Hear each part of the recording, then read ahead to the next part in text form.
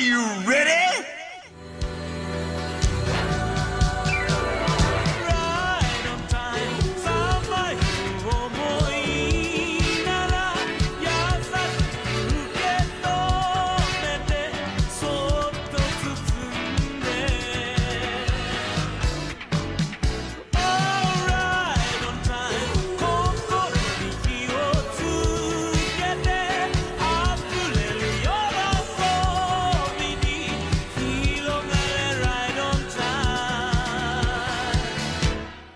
Hello, bitches, and welcome to another episode of the Weeb Club. Shit, that's Weekly so Weeb toxic Club. of you. I love you, though. The viewers, not you guys. What the fuck, Craftsdwarf? I am keeping every second of that silence in, by the way. Look, can I explain why there was a silence? I don't have a good place to place my mic, so when you record, I hold it in my hand, like in front of my face. And right when you said that, I unclipped my mic and then said out loud, "What the fuck, Craftsdwarf?" And then clipped my mic back in, but I had to unplug my mic. So you'll have like really loud mic noise. No, you can't say it. Shut up. You can't do it. But don't keep that silence. That was cringe. Not this cringe, but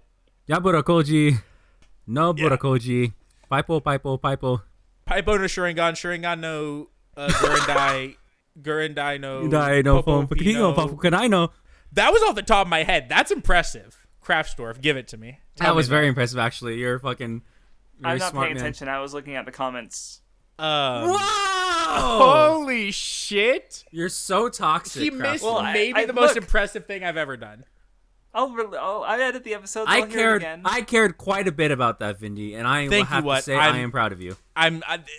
Honestly, I care way more that you are proud of me than the fucking stupid old man Craftsdwarf is proud of me. He's proud of every fucking kid who walks by and doesn't have like tattoo riddled faces and, you know, wearing gang colors. Every like nice, normal, you know, white looking kid, he just hands like a fucking butterscotch candy and says they can go on their way. His fucking arthritis riddled body. Yeah, I give the peppermint to all the minority kids. Yeah. So Oh God. I'm used to people like him telling me that they're proud of me. But what's a different breed? A different breed of race. That's true. Nunmanji, say something. I don't care about what you guys are talking about right now. What? But none. You don't care about comments either. I was So why actually are you looking here? at them, but I was still gonna No, say you're that I not. don't We care all about know you're them, not. 'cause We I don't all see know anything. you're a lying bitch, and you're not No, looking at the I'm comments. literally looking at them right now. Before we get to I do Then want to read one. say Read one. Okay, Read yeah, one. actually read one. Read We one. want right now. All right, yay, new Weeb Club. I'm glad to see you guys are back. Mindy left a smiley face. Hyped for We're All Normies too. What said sad? Who said that comment? Which one? The first The one Yes that Boy you What read. Weeb you Club? read? You gotta say. Yeah. Who I said read it. several of them. Okay, Lion Phoenix said, yay, new Weeb Club. I'm glad you guys are back. I told you I Okay. had it open. How am I Okay? gonna just find didn't see it anything and I... if you don't tell me whose it is? Yeah, Nun's behind Whatever. comment meta for the Weeb Club. He's got it. No, look, it's okay. Nun's the new guy. He'll catch No, on. Yeah, Azusa needs to learn how shit works around here.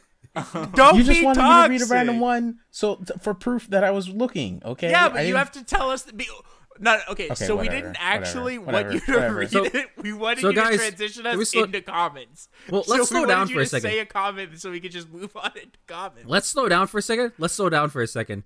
Because I'm eternally distracted by this. Nunmanji fucking posted a MLP persona of WattheWut. I don't know how to feel about it. Okay, it's yours. It's literally love it. yours. I gotta start. Yeah, like, you're the posting one. What do you mean gifs of Nunmanji fucking, posted it? You're the one who commissioned it. Twilight What? Sparkle. You are literally a My Little Pony fan. Explain. Unironically one. Guess You what are this the kid only one said? here who has watched the show. This guy said he would watch it for the Weeb Club. Unironically. And it's not even something that he put behind him because he's in calls, in like recent calls. He's looked at clips of it. So like, it's not even an old thing. But what? You can't hide. You edited my Time Paradox Ghost Rider video, and you put in clips of a My Little Pony fan fighting game. What's your And point? I was like, no, why would you do that? What's and your you're point? like, haha, funny. My Little Pony. I mean, it's I pretty like funny, it. isn't it? Look- It's pretty funny, isn't it?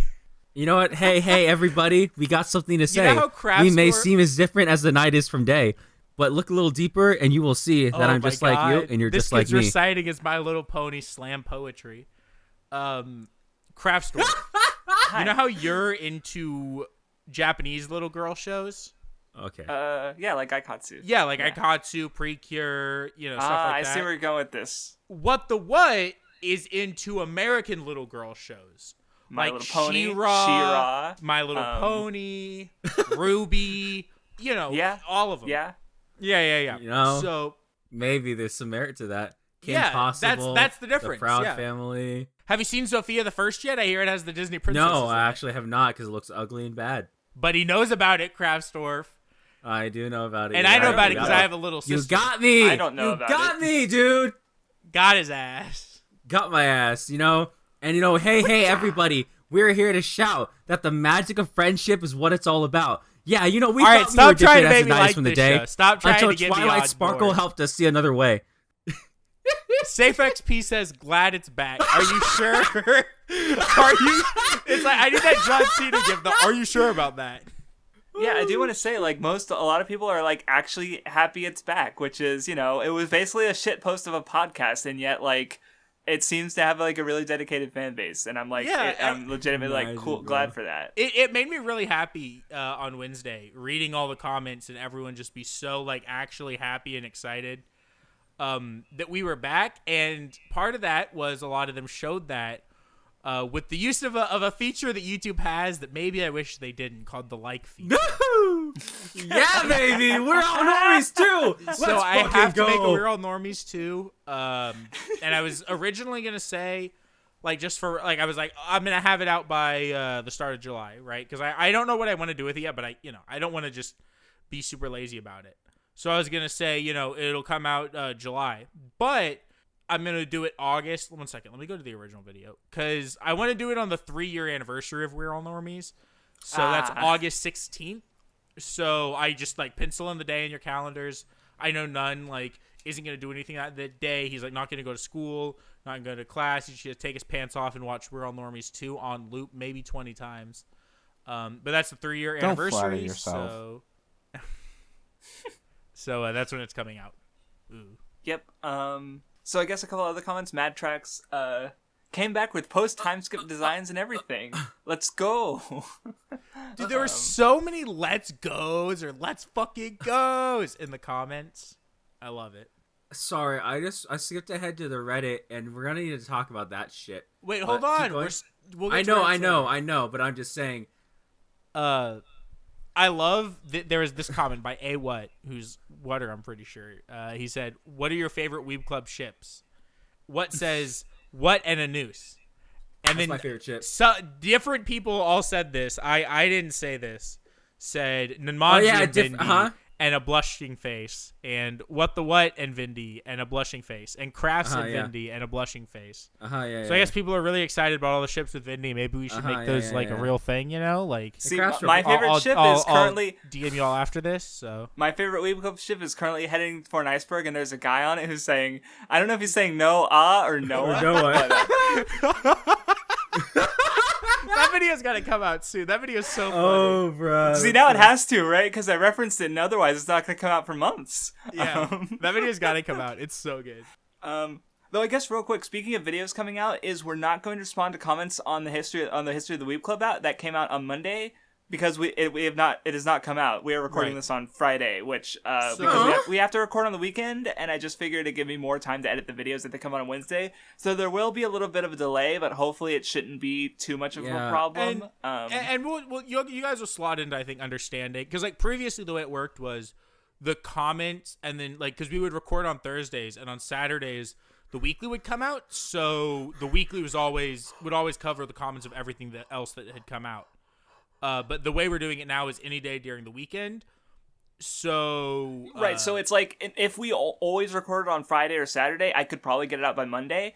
But we recorded that last one on Sunday, and it was I can't edit this overnight and have it done in the morning, especially when I was having rendering problems, or it still even fixing it. Still takes he's old, guys. He's old. Several hours to render. Well, so it's getting it out the next day is kind of impossible. And we don't want to wait a week for it, right? We wanted it out. We get it. You're old. Soon. So we just decided. So Wednesdays are. So yeah, there might be a delay of like 3 to 4 days between recording and uploading, but we want a consistent schedule. So Wednesdays just makes the most sense. Yeah, and Okay, so old just man. be aware, like in certain instances, like if you post something to the Reddit and we don't talk about it by Wednesday, when the episode comes out, that doesn't mean we didn't see it. Always give it one more week if you post something any day from Friday to Sunday, and then obviously after that, right? So any day really until Friday. If we don't talk about it, wait till the next week. We might have recorded and we'll talk about it then. Right, for best results, you post it by Thursday, basically, and that'll be safe. I do think more often we're going to record on Saturday or Sunday, but just be, yes. And so because of that, I mean, obviously that only gives you all, like really a day or two, right? Because we record at night, so if you post during the day on Friday, you're pretty safe. But that does only give you 2 days to fuck with us after weeklies. But I think that's just kind of how it has to be. Cringe. You read a comment. I think then, there were bitch. some other comments. Oh, why did nobody bring up the Dan comment yet? Because it's too long. Nunmanji, can you read the Dan videos comment for me? It's so fucking funny. I love that comment. It's so funny. It's my favorite. It's one of my favorite comments we ever gotten. I'm upset it's not pinned. Okay. Have you read the Dan comment? I don't want to read that. That's too long. Have you read it though? I I was walking it down the block, but I didn't read it. Oh my god. So I was walking down the block to go to my favorite pizza place, La Cagna, the other day, when I saw a small crowd forming in the middle of the street. I was a little curious, so I walked over to check what was going on, and what do I see? None other than the famous Twitch streamer Vindy standing there in the flesh. I was so excited since I'm a big fan of his classic video, Oyasumi Poon Poon is terrible. I decided to try and push my way through the crowd to get closer and ask him for an autograph. As I inched closer to the internet celebrity, I realized that he was covered from head to tail in scratches and dripping with blood. Who could have inflicted such injuries on the 5-time Weeb Club Royale World Champion? It was then that I noticed that the limp body of what appeared to be Remy from Ratatouille lying next to Vindy Vondo. Imagine my shock at seeing one of my favorite Twitch streamers, http://www.twitch.tv/VindyVondo, doing such a horrible thing in broad daylight to one of his fellow celebrity rat brethren. After pushing my way through the front of the crowd, I tried to get his attention saying, "Hey, Vindy, hey," but I was met with incoherent squeaking. Now it was about time I picked up something a little different about Vindy. One, I had heard multiple times that Vindy was 6'6" tall, but from my vantage point, I had a difficult time believing he was even a sixth of that measurement. Secondly, he wasn't even wearing his signature headband. Now that headband is a major part of his brand, and for him not to carry it on him at all times would be tantamount to a Naruto level of betrayal in everything he stands for. Fuck you, Dan. Then a question sprung to mind. What is famous YouTube podcaster Vindy Vondo doing in New York City when he famously lives in Houston, Texas? I wonder if it was perhaps here to attend a con, but a quick Google search told me that the New York City sloppy froppy meet wouldn't be until June 16th. Around then it clicked. Wait a second, that's not Vindy, that's just a random street rat. I couldn't hide my shame and embarrassment. I'm sure we've all had moments where we thought we saw a famous celebrity, let's say Craftsdwarf for example, out in the street, only to realize it was some other old senile grandpa. But to imagine myself, the number one fan of currently running weekly Shonen Jump manga called Vindy and Roboco mixing Vindy hashtag for 200. I hate this.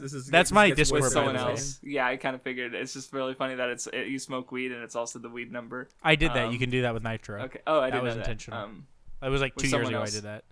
No matter how strong the resemblance may have been, I assure you it was very strong, was downright sad. I didn't actually read the whole thing. It's so funny. It's so fucking Well, like, because funny, it reads like a copy pasta, but it's so specific and like it's basically fan fiction. Yeah, it's so fucking funny. And all the little things that he has in there that are like Weeb Club jokes and are both like, my favorite part is he's both complimenting me and insulting me and pissing me off at the same time, right? Like there are times where it's like he's saying things I'm like, okay, yeah, and then there's times where he's saying things like, you motherfucker. It's so like I both love it and hate it at the same time, right? I love it. It's so good. I can't deny that there's genius in it, but it's also made to piss me off, so. This is awful. You read a comment, motherfucker. Me read a comment? I did. Yeah. Did I not? I don't remember. Maybe. Raphael Racine, I like his comment. He said, "Back to the OOC clip mine I go." Oh, dude. Apparently, my entire rant about Achilles is like, what is it, like 2 seconds? 25.9 seconds, right? seconds, I think. Okay, yeah. 25.93. 25.93, yeah. God damn it. You know what's actually, this isn't on the episode, but this is like this was the last comment we had before the episode went up by Ryan Thomas. Top 5 anime cliffhangers that never got resolved. This was on We're Still Fine. Yeah. And then Generic MC, so like, what's funny is like, he literally commented that the day before the episode went up, right? Yeah, and he definitely commented it because we said shit on Twitter on the Weeb Club account. No, I tweeted a soon TM. And then I was making so many tweets about the Weeb Club. I was hyping that shit up. Dude, you're such a fucking whore. I think I had retweeted a shit ton of OOC Weeb Club Tuesday night, and then had tweeted a bunch about the Weeb Club. Tuesday night, and then during the day, Monday night I retweeted a bunch of OOC Weeb Club, and then I tweeted like 2 or 3 times about the Weeb Club on Wednesday.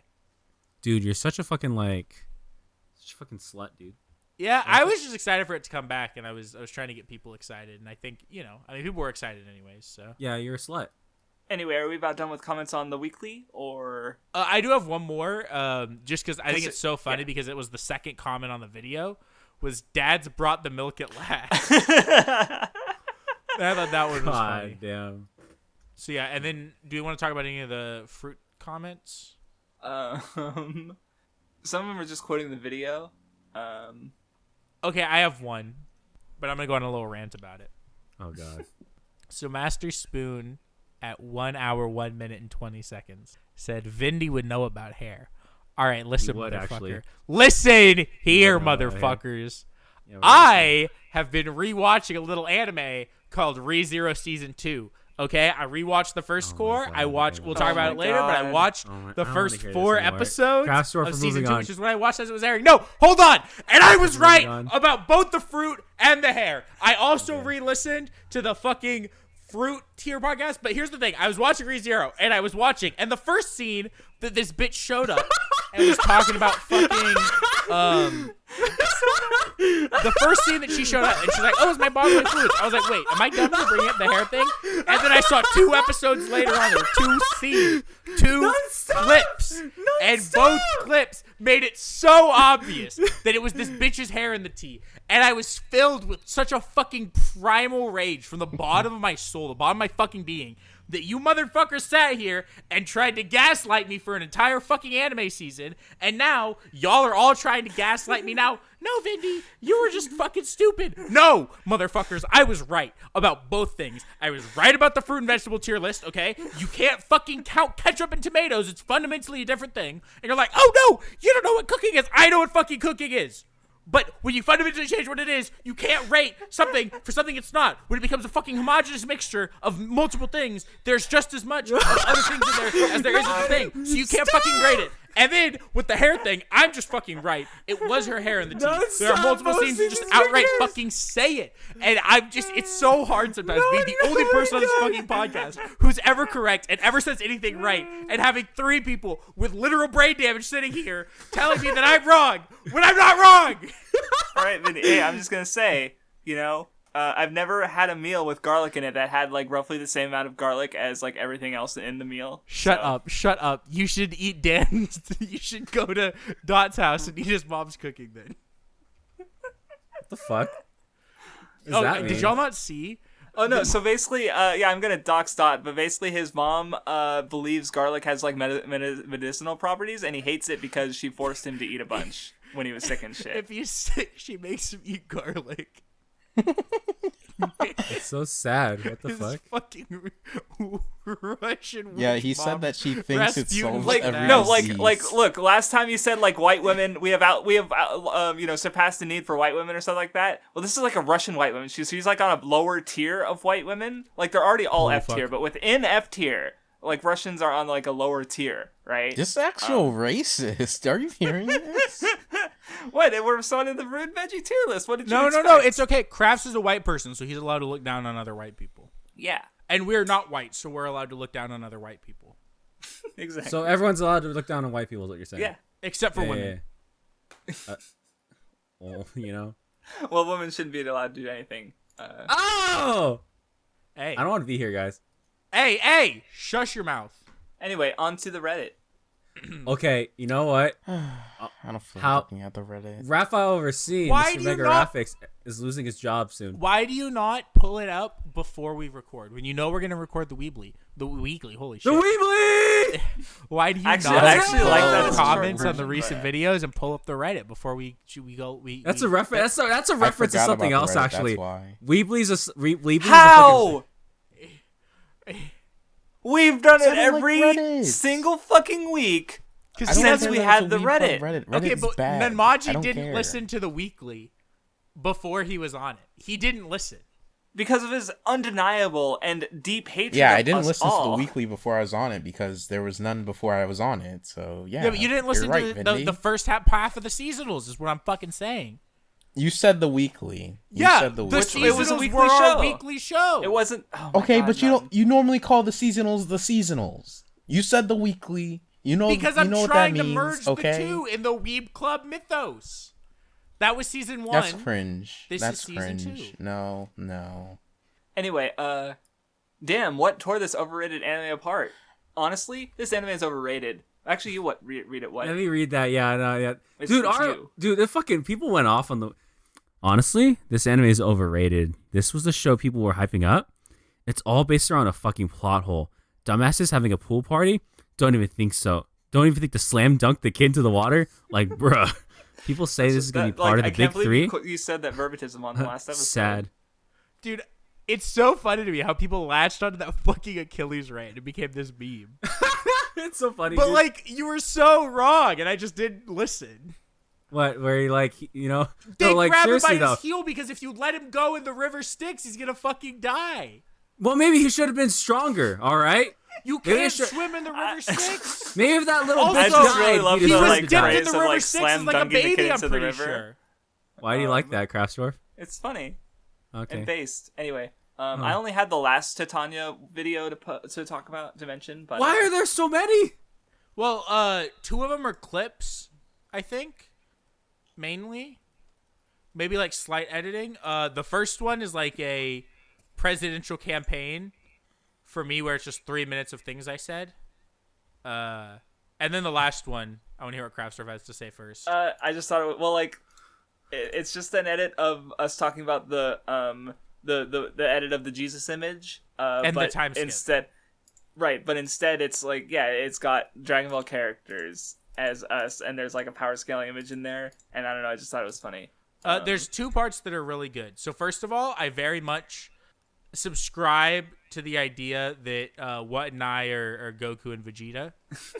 And I like maybe this is gonna be the other part you mentioned, but I really like when because I'm speaking and Bulma's there, and you just see a nice little 3-6 there on Vegeta, who is what the exactly. I'm glad you understood. All right. Thank you guys for watching. I'll see you next time.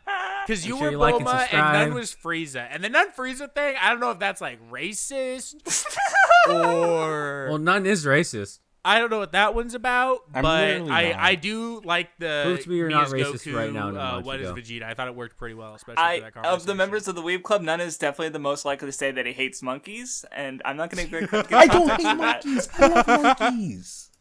Oh my god. I don't like when people Let's compare pretend, monkeys not to pretend those that you other don't play things. Diddy and Smash What Ultimate are because those you love other the things? idea of God, what controlling are those other monkeys things? and dominating Why don't you monkeys. tell us Don't what worry those other about things it. are, Nun? I No! don't those like other monkeys things are being none. insulted. Hey, Craftsdwarf, I'm about to put something inside the call. I'm gonna put something inside the chat right now. Maybe you'll want to put in the episode, maybe not. Maybe. You might want to have to censor something out so I don't get canceled. But like, Oh my god. you know, Whoa, no. So were you? That was the other people when people compare Asian people to monkeys? Is that what you were saying you don't like? Because I agree that we shouldn't compare people to monkeys at all. But you said other people, so you're talking about a specific. no. Look at what I And sent. here- Look at what I Actually, sent. no, okay, I messed up in that wording. Look at what I sent. Look what I sent. Those Look what I things sent. aren't people. Put it on screen. Okay. Put it on screen. Put it on screen. Craftsdwarf.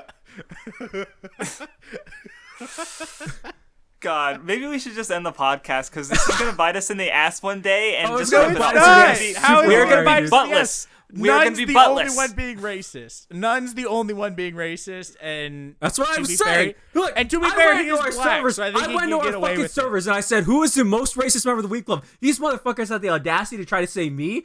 Listen here, motherfuckers. Well, to be fair, it was you in your server and Craftsdwarf in his server, or no, it was Craftsdwarf in what server, and what in Craftsdwarf server. And I can bet 100% if you did it in the Vinmanji server, it would be me, because there's an ongoing meme that I'm racist there. Because Yes, no, because it's just a Nunmanji's trying to meme. It's just a gaslight all of meme. us. He's trying to frame us for his own crimes. It's a meme. It has no basis to it. There's a doctored image going No, we around. all know what you said about Obama.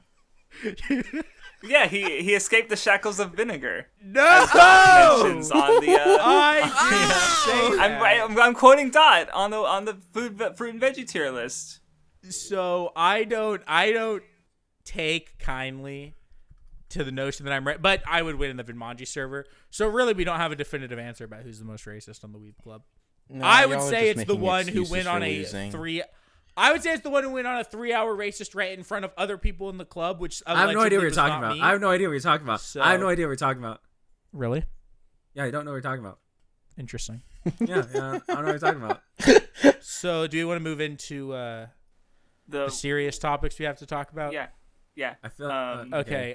1 second before we start, just to kind of get it all out of my system. Fuck you, what? All right, I'm good to go. For what? For what? All right. Why does there have to be a reason? So I mean, I think people are gonna ask us, or they're gonna want us to talk about this anyways. So There we are should. already some comments on the last weekly. There's about one it. actually that made me really upset. I think. Well, I we know can the get to one it in I'm a talking second, about? but no, I don't. Yeah, I know was which one it you're the- talking about. But yeah, we should talk about it. Because I mean, yeah. Basically, Kentaro Miura. I think I'm saying that right. The author of Berserk passed away. He passed away on May 6th. May It was 6th, announced, right, so- but the news only dropped like Thursday, on Wednesday night. Yeah, yeah. Right. Yeah, so the And, news dropped after we had obviously recorded and uploaded. But we do want to talk about it because we want to use this. We want to use this like podcast to talk about more current things going on just in anime and manga and AniTube as a whole, outside of just what we're watching, and so we feel like we should talk about it. Yeah, and like this is, as far as news goes, this is one of the biggest things that has happened in anime and manga, at least especially in like Western discussion spheres that I can remember at all. Cause like there have been notable authors and people in the industry dying, but I can't think of like a manga author or any creator who's had a work that is so like big. Prolific. Right, and like, and not just like, because obviously like Tezuka, right? He's the guy, and he died in like the 80s, and right. So well before the modern Anosphere, and none of even his most recognizable works, like they would have been, with the West is none of them are super popular in the anime sphere, even if they are known. Where this is Berserk. This is like a series that about before you really get into anime and manga. I have normie friends who don't really watch a lot of anime or manga, but they have seen some of the Berserk anime. Or if you're into comics at all, you're into Berserk. Like Berserk this is definitely, I think, the most prolific death that has happened in the West for anime. The only other person I could think that like could be on this level that we could see anytime soon before because I would say I think this is probably the most important death in anime and manga we'll see this decade. The only other person I could think ahead of him is Miyazaki. So this is, I mean, it's a big deal. It's a big deal. Yeah, like, and as far as like, because I did also remember Satoshi Kon, but that's like not outside of that's not manga specifically. But, right. That was a pretty big deal when it happened as well. But especially since anime and manga is so big now in comparison to when Kon passed away, it's just still growing, especially in the West. Yeah, and because Berserk is a very, I mean, I feel like for most people, or for a lot of people, Berserk is a gateway manga. So because of that, most people who have read manga have read at least a little bit of Berserk. Because I think it is a very easy manga to get into if you haven't read a lot of manga before, because of how tied it is to dark fantasy as opposed to other manga things or other anime, you know. Right, it uses Western fantasy, which is going to be more familiar to Western viewers, so it like has that sort of appeal and baseline like recognizability, I suppose. Right. And of course, like in that, especially now, like we understand like other things like Dark Souls was heavily influenced by Berserk. A lot of things were influenced by Berserk. Many comics. For an example of a Western comic, so Scott Pilgrim versus the World, if you don't know, is actually kind of, when you get like the basic version of the graphic novels, I would say closer to a manga than a comic in a lot of ways. Mm-hmm. It's a black and white paperback book. And from what I've read, it just feels like reading it. It feels closer to read than a manga than, a Western comic. And he cites Berserk in the manga and like one of like the things in the afterwards of a volume or an issue, mm-hmm. whatever they call it.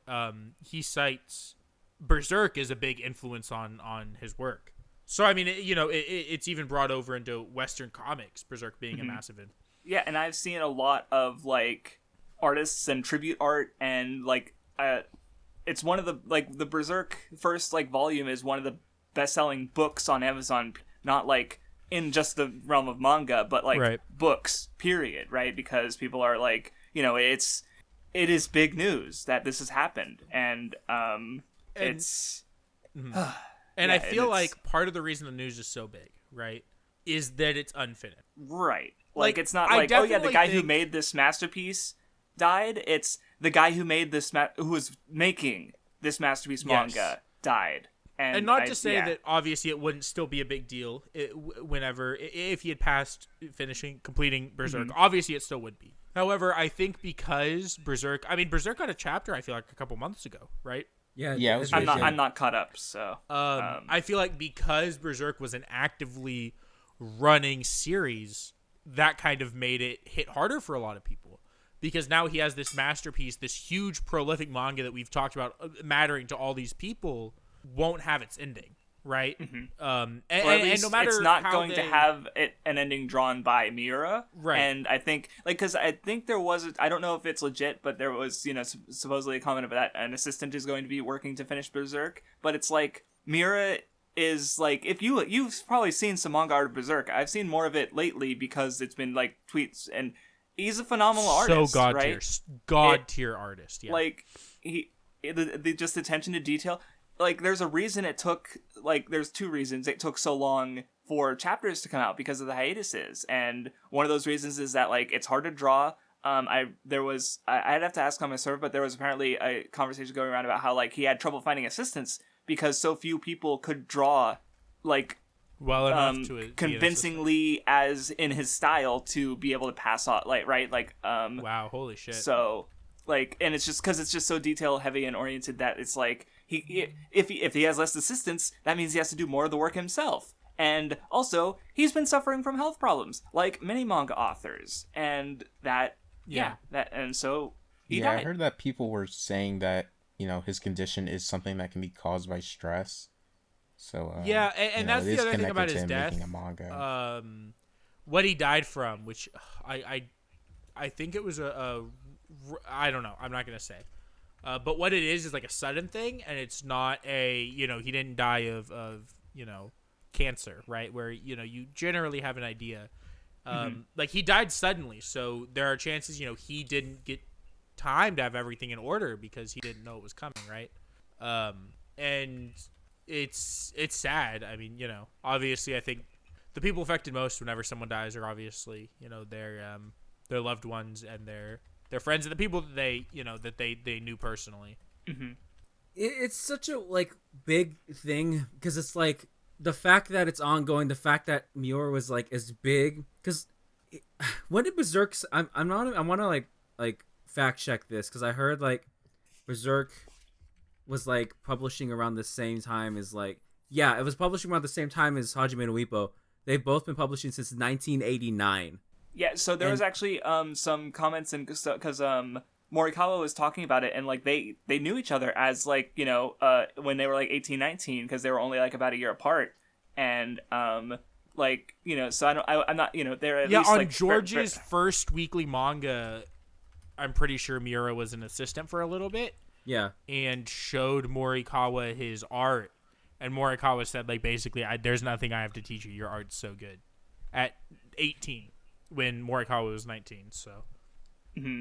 Right. Yeah. And it's like, yeah, and I've seen other authors commenting, and you know, a few, like, the Vinland Saga author was, he mentioned how people have been, like, worried for his health, and he's just, like, he was just starstruck that, you know, or, like, still in, like, shock that Miura was, you know, gone.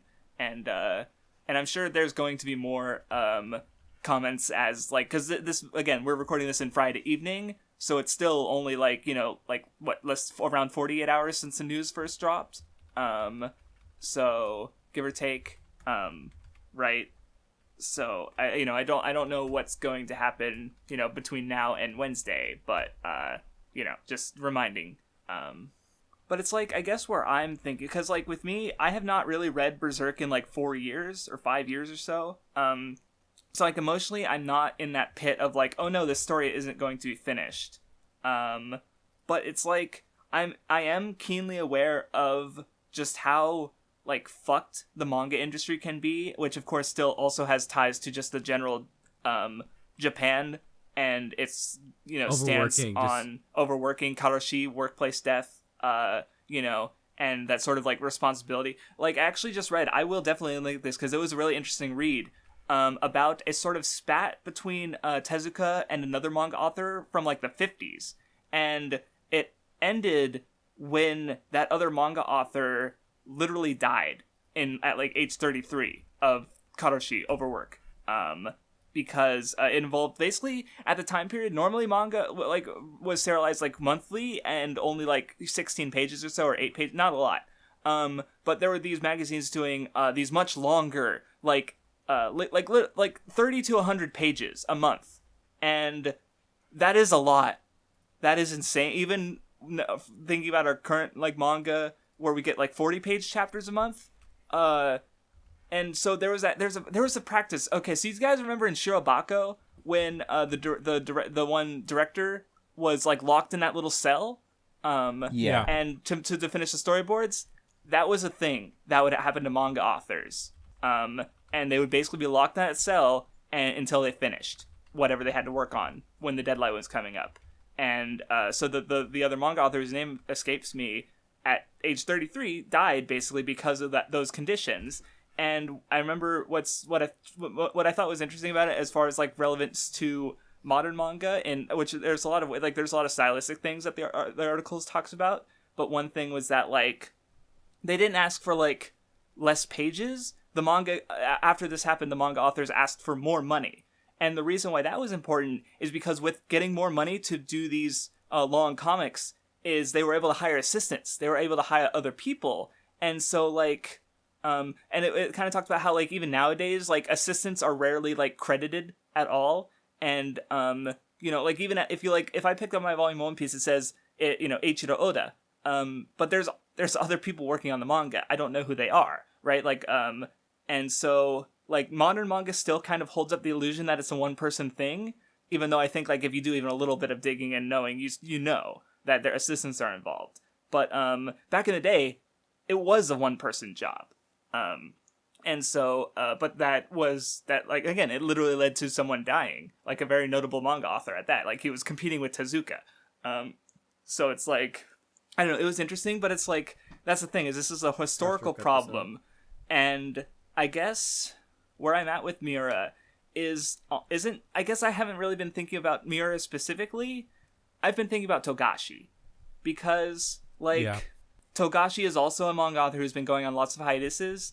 He's been having health problems for about as long as I've been alive, because I remember when I was reading Yu Yu Hakusho, he was talking about his back problems in a volume that was published in 1991. That was the year I was born. And what really worried me specifically is that, because Miura does go on all these hiatuses, and there's part of me in my brain that goes like, okay, you know, that means he's taking a break, right? Right. And people, that's, especially when you hear the discourse around like, oh, these lazy manga authors and all their hiatuses, one, fuck you, you're a piece of shit. if you even thought something people like that. say that shit about they're lazy. That actually like fucking pisses me off. No, especially Yeah. now. I feel like even think before Miura died, you should When- understand. Like if you And how long of a read meme it was and been that in the Miura was community- just taking off. oh, Because he's playing Idolmaster Idolmaster. came out. Yeah. Like that was like a meme, and it's funny. and to like say, as it's funny but- to and, say like, if like right. it was funny to say back then because the idea. well. It's more so funny because it was funny back then because the idea that the mangaka of Berserk was like was Yeah. playing Idolmaster. Like that was the Right, joke. and the reason I'm not fundamentally opposed to it because like I don't like because that's what I thought is that okay he's taking a break, fucker needs one, right? But with the recent like the fact that he still died, like apparently like well because I especially thought again going back to Togashi in one of his interviews he mentions how like he's working every day, and it's like and I'm like but. Like you're taking like so you know so if you think okay there has been a Hunter chapter in over 2 years now if you know he is correct and he's working every day that he possibly can then he's not getting better like these hiatuses aren't Right. helping his health any, and that's what concerns me about Togashi specifically because like I can't think of another manga author who is like who we can so clearly see the effects of their health on their work or lack of work coming out as it were Because would even be. during all of that, we would still get Berserk chapters, semi-regularly. Right, which was true of Hunter x Hunter up until like the last 2 years. Like we still Yeah. got about a volume a year, and it's like because like I've never been like oh Togashi needs to put out more manga, right? Like and I guess because I was thinking about it, and my big takeaway is I would rather Yu Yu Hakusho happen. I would much rather Togashi thinking for himself would just stop and just quit and just do something else, right? Because that's what he Right. did. He was worried about his health because of the working conditions on Yu Yu Hakusho, which that's a whole other can of worms. And there's an essay about it, and he ended the manga on his own terms because Jump would have, if Jump got its way, Yu Yu Hakusho would have continued for 30 more volumes easily, right? Because Dragon Ball did, not 30 more volumes, but it's like, Dragon Ball and Slam Dunk were also part of the Golden Trio, and they lasted notably longer. But Togashi left, and I respect that because, maybe people shouldn't fucking die for their work if avoidable. And so like, but there is that sense of like responsibility, especially to your fans. Like I've had thoughts of quitting YouTube, way easier work by the way, and I do think, I do think people get things out of my videos. I do think I have interesting things to say, right? So it's like, that's part of why I continue making videos. Like I mentioned Time Paradox Ghostwriter, which is a relevant manga because the big conflict is the main character wants to avoid another manga author dying of overwork because they're thinking too much of their fans. And like, I don't know, it's just, I guess I'd rather have a series, like if a series is going to be unfinished, I'd rather it be unfinished because the author left it than it be unfinished because the author fucking died. Yeah. So I mean, thank God at least that the conversation is now shifting towards like we shouldn't be overworking these mangaka because like at least it's now like that. I have seen some really cringe people in my server won't shut up. They're still sending like cringe takes of like people saying like who gives a fuck about Berserk or things like that, which is fucking awful. But like I do at least like that the conversation's shifting towards like we should be giving these mangaka breaks. Yeah, there's one thing I'm going to say about this, and I don't think this is I don't know, like I don't think this would be a well-received statement, but I think that this is true, and I think it's something that I mean, I'm not saying we shouldn't have the conversation when we shouldn't be saying this, but I think it's something that we all have to be aware of being Western fans, which is that the manga industry in terms of money comes largely from outside of us. Where we play, for the most part, such a small part, I think, of what keeps the manga industry afloat. And so I think it's important that we remember that, like, I do think that we should be talking about this and we should be having these conversations. But I don't think we should be saying, also that, like, not that your voice isn't going to matter, but that I think that it's farther away is the issue. It's farther away, and I don't see us being the ones that make a change in the industry. Right. That being said, I would not be surprised if now the conversation was happening more because of Miura's death, and we do see a change in the industry. Because this came up on my server because someone mentioned video game crunch and how that is a problem that's being more addressed nowadays. Right. And that's very similar in like mindset and of that like for sort of responsibility to the company or the fans to work hard on this thing, but at the expense of the self. But we're way closer to game developers than we are to manga authors. And right? I mean, game devs even had to learn in the 7th generation, right? That was why, people, famously Capcom, had so many misses. The games industry actively moved more towards selling towards a Western audience, right? Mm-hmm. Right. And I think that's obvious, right? I mean, here's an example of it in games really quickly. And this is so crazy when I think about it. Monster Hunter for a long time mainly was appealing to, the Japanese audiences and was kind of a fringe, cult title in Western audiences. Mm-hmm. Monster Hunter World was the first Monster Hunter that Capcom made actively for the Western audience and to pay attention to the West, and it's their best-selling game of all time. Just to reframe that, it's Capcom's best-selling game of all time, not best-selling Monster Hunter game. The best, It's sold better than any Mega Man game, any Resident Evil game, any Street Fighter game, any other franchise you can think of. Capcom did. Monster Hunter World is their bestseller. And that, like, when you told me that, I was like, holy shit, that's amazing. Like, I just, the franchises I named, we're not, like, they're not small peanuts. They are iconic video game franchises. I'm pretty sure now, I could be wrong on this, but I'm pretty sure now, Monster Hunter Rise is in their top 10. I wouldn't be surprised. And I'm pretty sure. It came out 2 months ago. Right. I mean, ridiculous sales because they had already appealed to the West. And I think that shows how important... I mean, that shows to me how important the West is in video game sales, is that companies are actively paying attention to it. They're making things for it. And that is not the same with anime and manga, is what I think you were getting to, right? Yeah, I think that the anime and manga industry as it is, right? Because here's the big difference. The large part of the reason that games really had to start worrying about that Japanese-wise is because game development got more expensive, right? Mm-hmm. The reason it happened in the 7th generation isn't because that's when the West started buying more video games than Japan.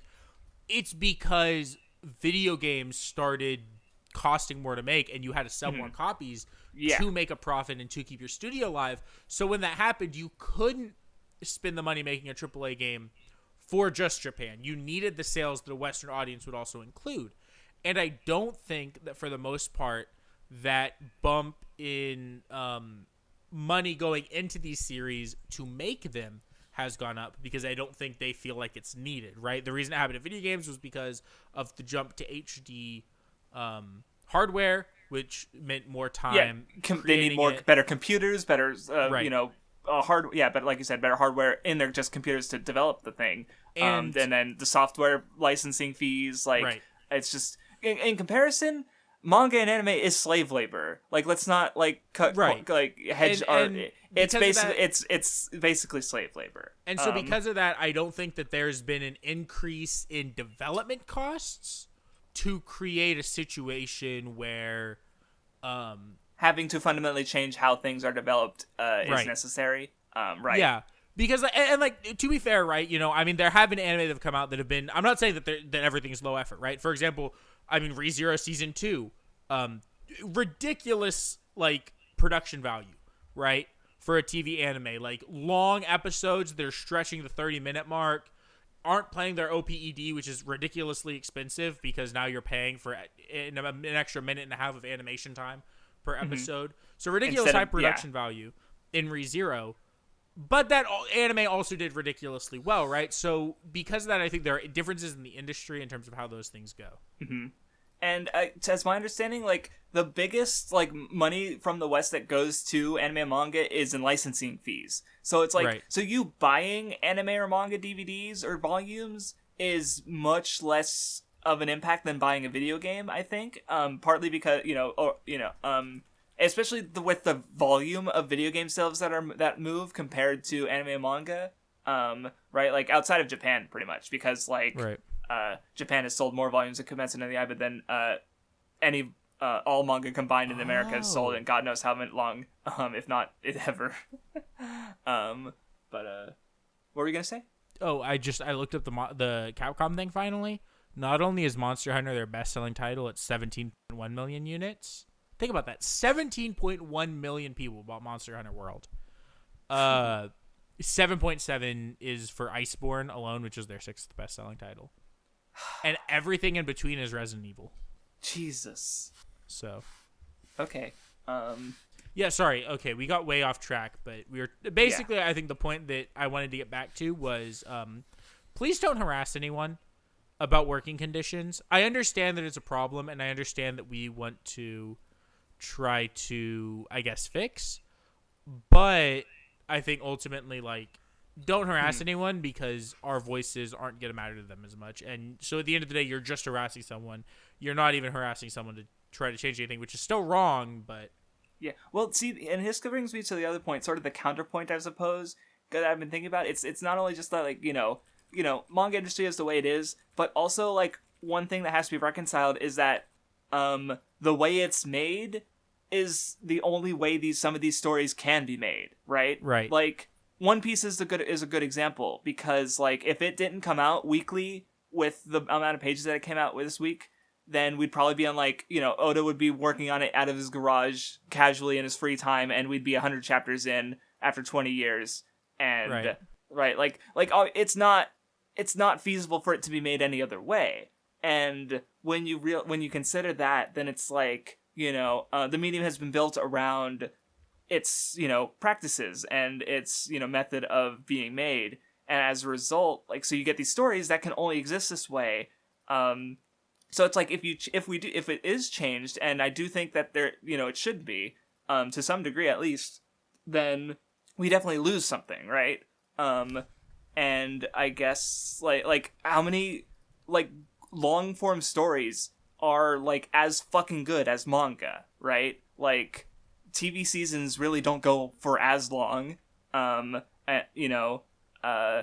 it's like that, it would be sad to lose that, but I would rather have their health in mind. But I'm trying to think of like one thing, like, I saw one person suggest like, oh, maybe magazines should have like, every other week they have like different series in the magazine. So like for Jump, for example, like I guess one week they release 10 of their series and the other week they release the other 10 or something like that. So that way every manga, the chapters only come out once every other week, which of course, on one hand they get more time. So that makes sense. And what I thought of is maybe like give everyone One Piece time, where just there's one a week where they have no breaks. But these aren't and financially viable. And is the problem? Like so that that's not the right word. But it's like, yeah, even though I feel like this would be much better for the health of the author, these would turn less of a like no stockholder or CEO is gonna fucking sign off on this because they don't care. They just want the money of their magazine being published, and that's the big hurdle, right? You have to actively be influencing sales because that's just the society we live in. And like that's the hardest part, I think, is that not obviously that, if you personally want to boycott something, I mean, more to you. But like again, for example, our Shonen Jump's $2 a month, Like we get Shonen Jump for $2 a month. So even if, 100 people stop, and boycott it, obviously there'd be more people than that, but even if it's 100 people, it's $200. So I mean, and of that, how much goes to Japan specifically, right? Right, because I imagine most of that is spent on the English translators. And right? the and keeping like, the site and the servers up and everything like that. I almost feel like having people pay for the app to read Jump every week is more so kind of like an investment to kind of make them maybe buy a volume at some point, or just get them more into the manga series to make them buy other things. But the actual like subscription isn't going to really do anything. And that's the thing, and so I agree with that. I don't know. I'm not gonna go. I'm trying to think of what else I had to say. If I do want to say this. I talked about this to y'all before the podcast, but like, okay, so I have two things. They're just like kind of independent thoughts, but one of them is that, like, look, obviously the saddest point about Miura dying is that, there are people in the world that lost a friend and a loved one and people that they looked up to and respected in their industry and things like that. Like, the loss of a life is obviously the saddest part.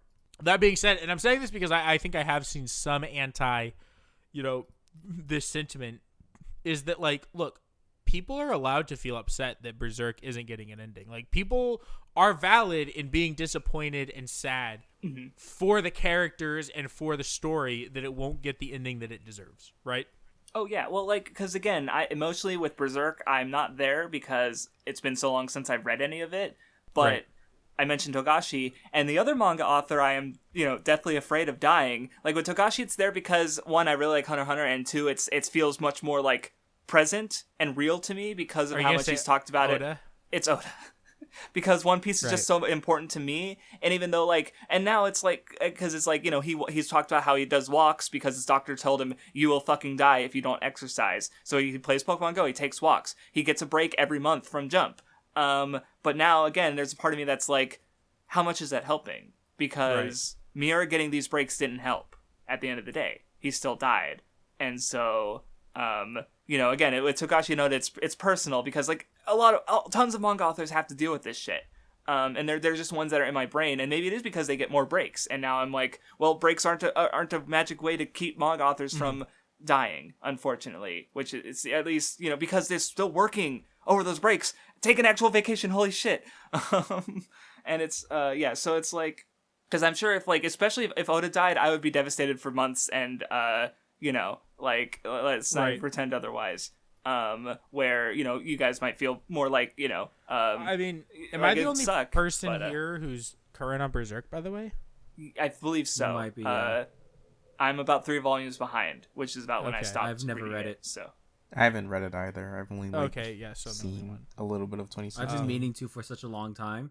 But what sucks though is I've been mentally kind of saying that I'm gonna wait until it gets closer to being over.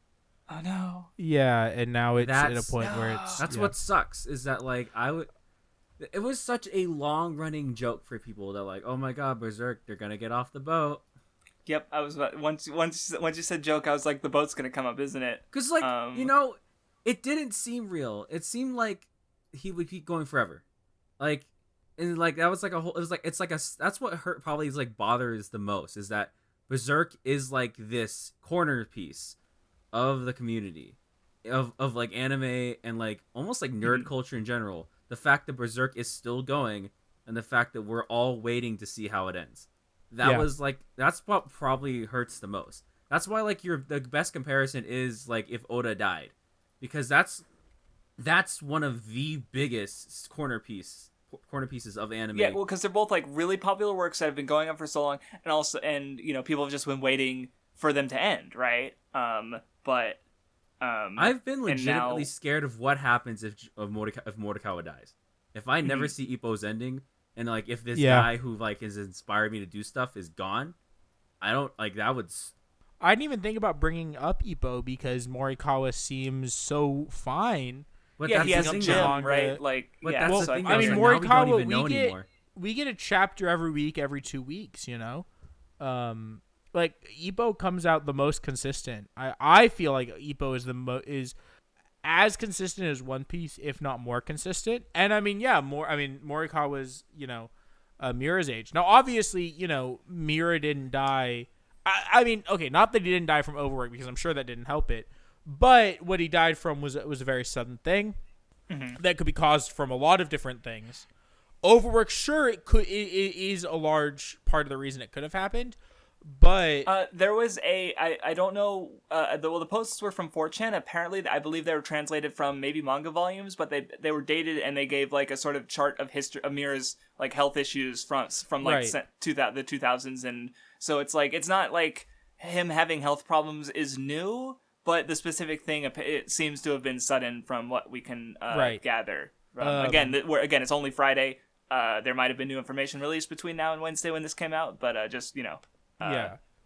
And so I'm not trying to say obviously it's not any less tragic or anything, or that overwork isn't an issue, obviously, but it's hard because I feel like Miura is the first of probably, or not the first, but the first like big one of his generation of manga authors. I mean, obviously it's a little bit different to count Oda, but I feel like you could go through that, right? And you could say Miura, Morikawa, Oda's kind of in there. I think Toriyama would be in there if he wasn't just doing like super like these manga authors where they do very long series and like that generation kind of manga. Yeah, well, making. I think like even comparing like let's see, Araki and Morikawa. Araki's a good one, yeah. They've also been publishing since around the same time, but Ippo is popular, but I'm sure if he passed away suddenly, it would be big, but I don't see it being as big as Miura. Absolutely And with not. Araki, No, I agree. Araki would probably be that big, but also like in comparison, like people were caught up to Berserk. People were waiting for more. With JoJo, a lot of its popularity is with the anime, right? Like and it's also by being divided into parts. It's also in these like, admittedly, like you could finish stories, right? Even if like JoJo as a whole, so like even though Araki is big in his own way, I don't see it having. It's not the same as Berserk, right?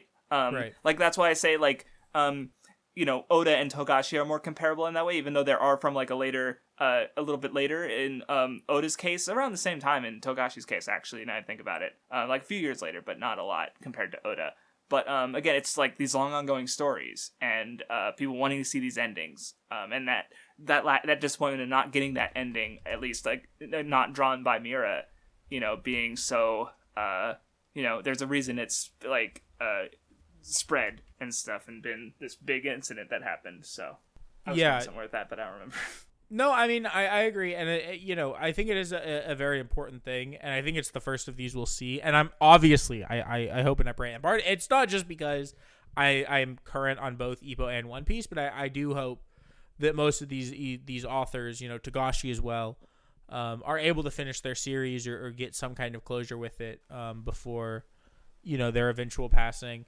Because that's the other thing. And I don't know if part of the reason I feel like this is just my personal history with it, but it's like, I mean, death is a part of life, right? So as sad as it is, right, which obviously is very sad and it is tragic.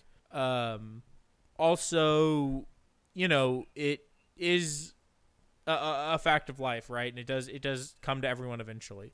And so I think that, this is the first one of these big ones, and there are others that I think will shock I don't think there's any other one. I would say not even Oda that will shock like the Western community outside of even anime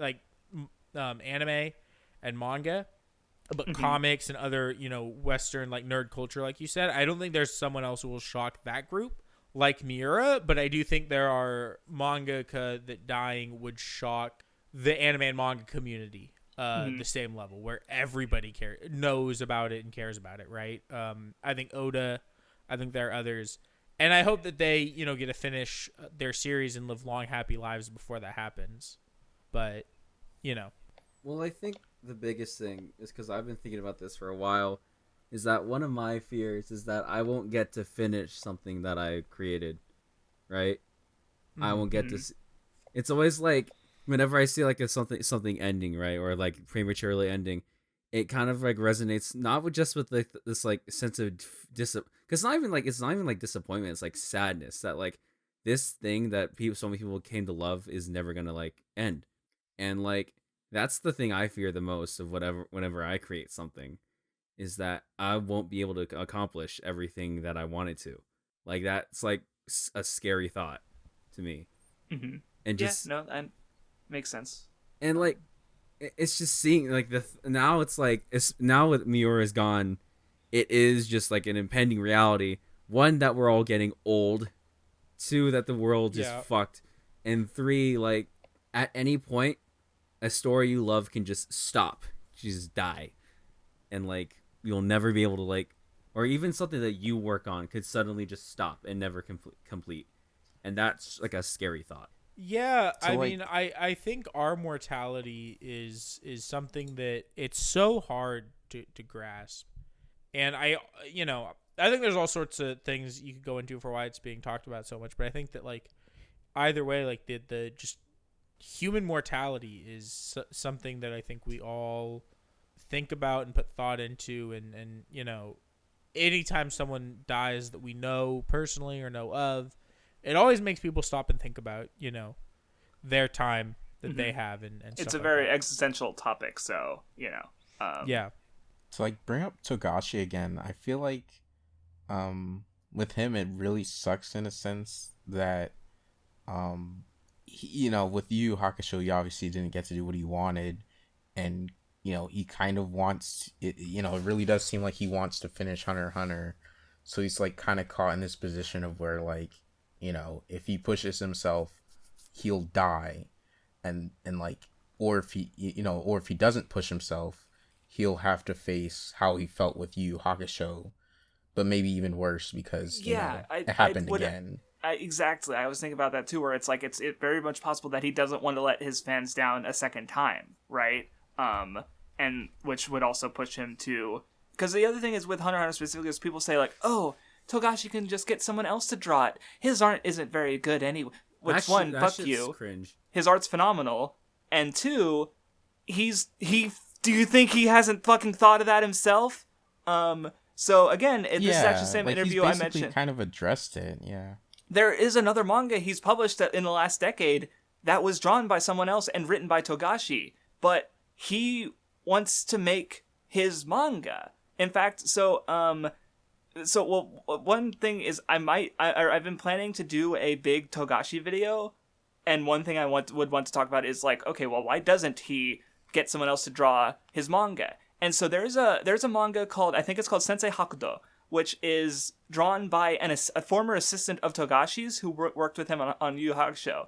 And he remembered an incident where he was asleep in his bed, and Togashi was talking to his editor in the room, and the editor was saying something about how maybe someone else should draw his characters, and Togashi said, no, if someone else draws my characters, then it's not my manga anymore. Like, he doesn't want to just finish Yu Yu Hakusho, he wants it's his manga. He wants to draw it. Like, so, no, he's not going to get someone else to draw it because then it's not his manga anymore. And so it's like, so that, he's got his own creative integrity to uphold. And, like, I would rather he end it on his own terms than, like, if he really doesn't want to compromise on that issue, then, like, right. But that becomes, like, another part of the whole problem, with, Hunter x Hunter, and is it going to continue? Should he end it? What should happen? Is his health even, like, is it something he can fix? Like, I don't know. There's a lot we don't know, but, just, again, to respond to that sentiment of, get someone else to draw it, then it's not Hunter x Hunter anymore. It's not Togashi's Hunter x Hunter anymore. It's not the manga he wants to draw. So, well, what it is, Craftsdwarf? Most people who say that, I don't think understand what it's... I say it like this and it sounds condescending, but people don't understand what it's like to be a creative or to create. See, it's like, I understand why you say it like it sounds condescending, but like, I have made stories, admittedly fan fiction, but I have learned more writing them than I have reading about writing or reading into other stories. And not that I don't learn a lot from reading other stories and like noticing how they do things, but actually, like, there's a quote I heard where it's like, you can read all you want about dancing, but you don't learn to dance until you dance. Like, that's the best way to understand things. So it's like, so people who, like, I kind of had to dig on it in the Shonen Isn't For Me video where I mentioned how, like, sweaty nerds who talk about writing but haven't written a meaningful story in their lives, because, like, there's so many people on the internet who want to act like they know storytelling and stories, but then they don't make stories. They think about it, but they've never actually tried to make one. So they let alone enter the industry. Like, when I talk about my fan fiction, it's like, I don't have a deadline. I've fucking jack shit these last couple weeks, even though I want to. I've never worked in a manga industry where I have to fucking write and draw 20 pages with assistance in a week. Like, holy shit. Okay? Or fucking, like, one of my fanfics is a Precure fanfiction. I don't have to think about visuals. It's text only. I don't have to storyboard it. I don't have to fucking have people, people aren't going to animate it. And again, I don't have to put out one episode a week. Like, it's insane. Like, the more I do, even if, like, you can say, like, yeah, you'll probably read it and wow, this is really well written in some ways. I like this better than the thing you're basing it on in some ways. And I've gotten comments like that on my Danganronpa fanfiction. I've gotten people say this is comparable to canon, but it's like, I don't have to deal with all the shit. Well, and one is, looking back, I'm probably not going to agree. And two, again, I don't have to deal with the industry shit. I am free. Like, sorry, you were saying something? Well, because I've been, like, wrestling with this, and it's something I've been thinking about for a long time. This is sort of related, right? I've said that one of my things that I've always wanted to do in my life is at least for one time have a pro MMA fight, right? Mm-hmm. Right. And there are so many MMA fans out there who like watched it and be like, "Oh, I could do that," or it's not that difficult, or why don't they just do this? And I don't think they understand that, like, in order to put yourself out there, in order to achieve something, these people are willing to sacrifice anything in order to get it. And I'm more so afraid of, like, if I have what it takes to, like, push to do something like that. Mainly because I've put off so many things before. I'm finally positioned now where I'm not afraid of putting off anything, but, like, there's still a level of, like, sacrifice. And, like, so just sure, Togashi could probably, for his own health, have somebody else write his stories when he does something. He does, like, only part of it himself. But Togashi wants to do it because that's his baby. Sure. Think of it like this. I have a kid, and I have poor health. It could be a lot healthier and easier for me to just give my kid to someone else. But that's my kid, and I want to raise my kid, right? Like, you got to think about it like that. And that's something that I think that, like, shithole internet commenters don't think about. Because, again... we brought it up in context to art real quick, but this goes way beyond art. Like, yeah, you mentioned people, I could do that. I can get it at MMA. Do it, bitch! Fucking coward! Or the other one is, like, ASMR videos. It's easy. I could do ASMR videos and become, really get a lot of subs. Like, do it, motherfucker! If you think it's so easy, holy shit. Hey. Yeah, like that. Don't do that again. Don't do that again. No kidding. But it's like this thing, right? It's like, sure, I could just do it. But if you want to be good, you have to give something up in order to do it. And you have to want to do it.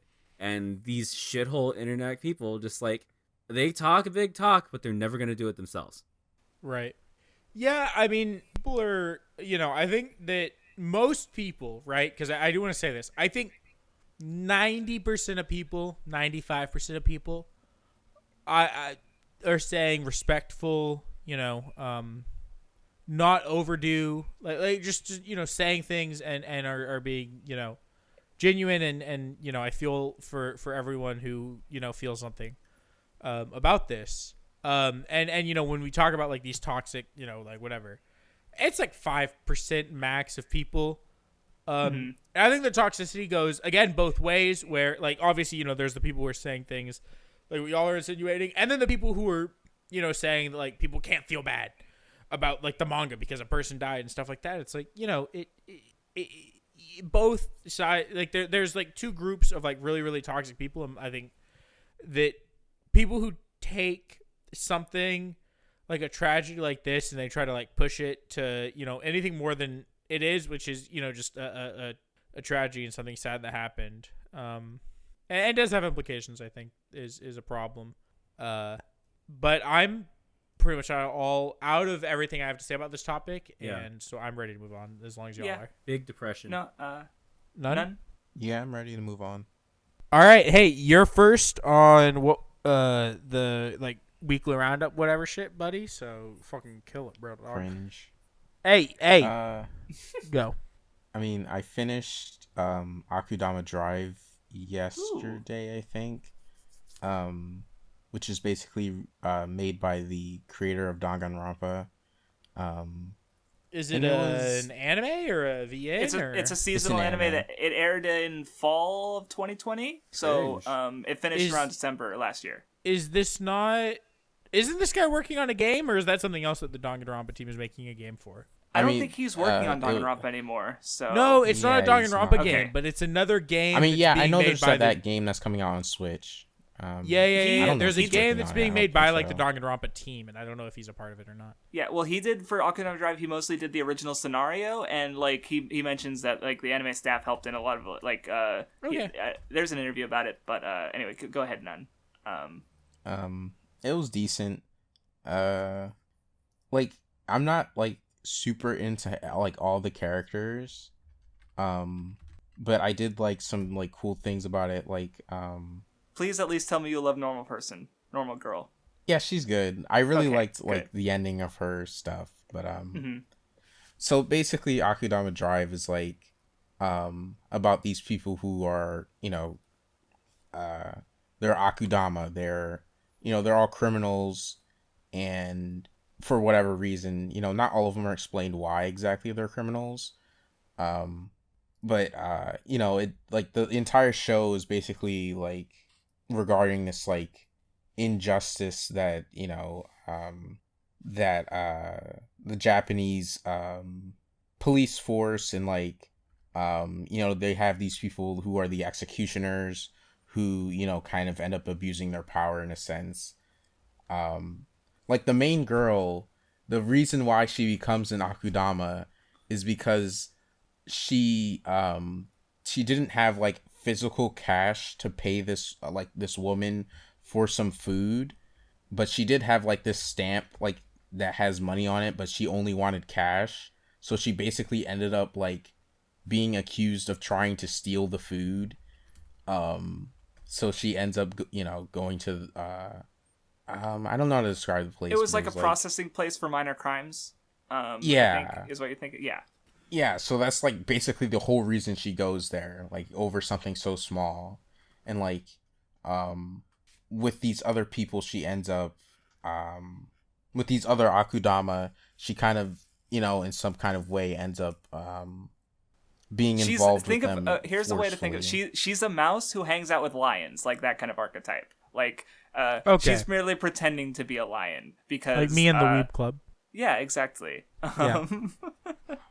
But it was like I guess the biggest thing about it that was cool to see in a sense and like interesting was how because she got accused of such a small thing and like got involved with all these people, she kind of ended up having to deal with a bunch of like bad shit. Like she y'all aren't gonna watch the show anyway, so I don't give a fuck. She ends up like killing some people when she was like I might watch backed into a corner. Audience members might watch it. Yeah, I might watch it. I still want to read Danganronpa at some point. Maybe I'll watch it after that, motherfucker. I doubt it. You're not gonna watch it. You're not gonna get Shut to it. up! You don't know that. I've watched 17 episodes of anime in the last week, motherfucker. And it's ReZero, so they're longer than average episodes. Yeah.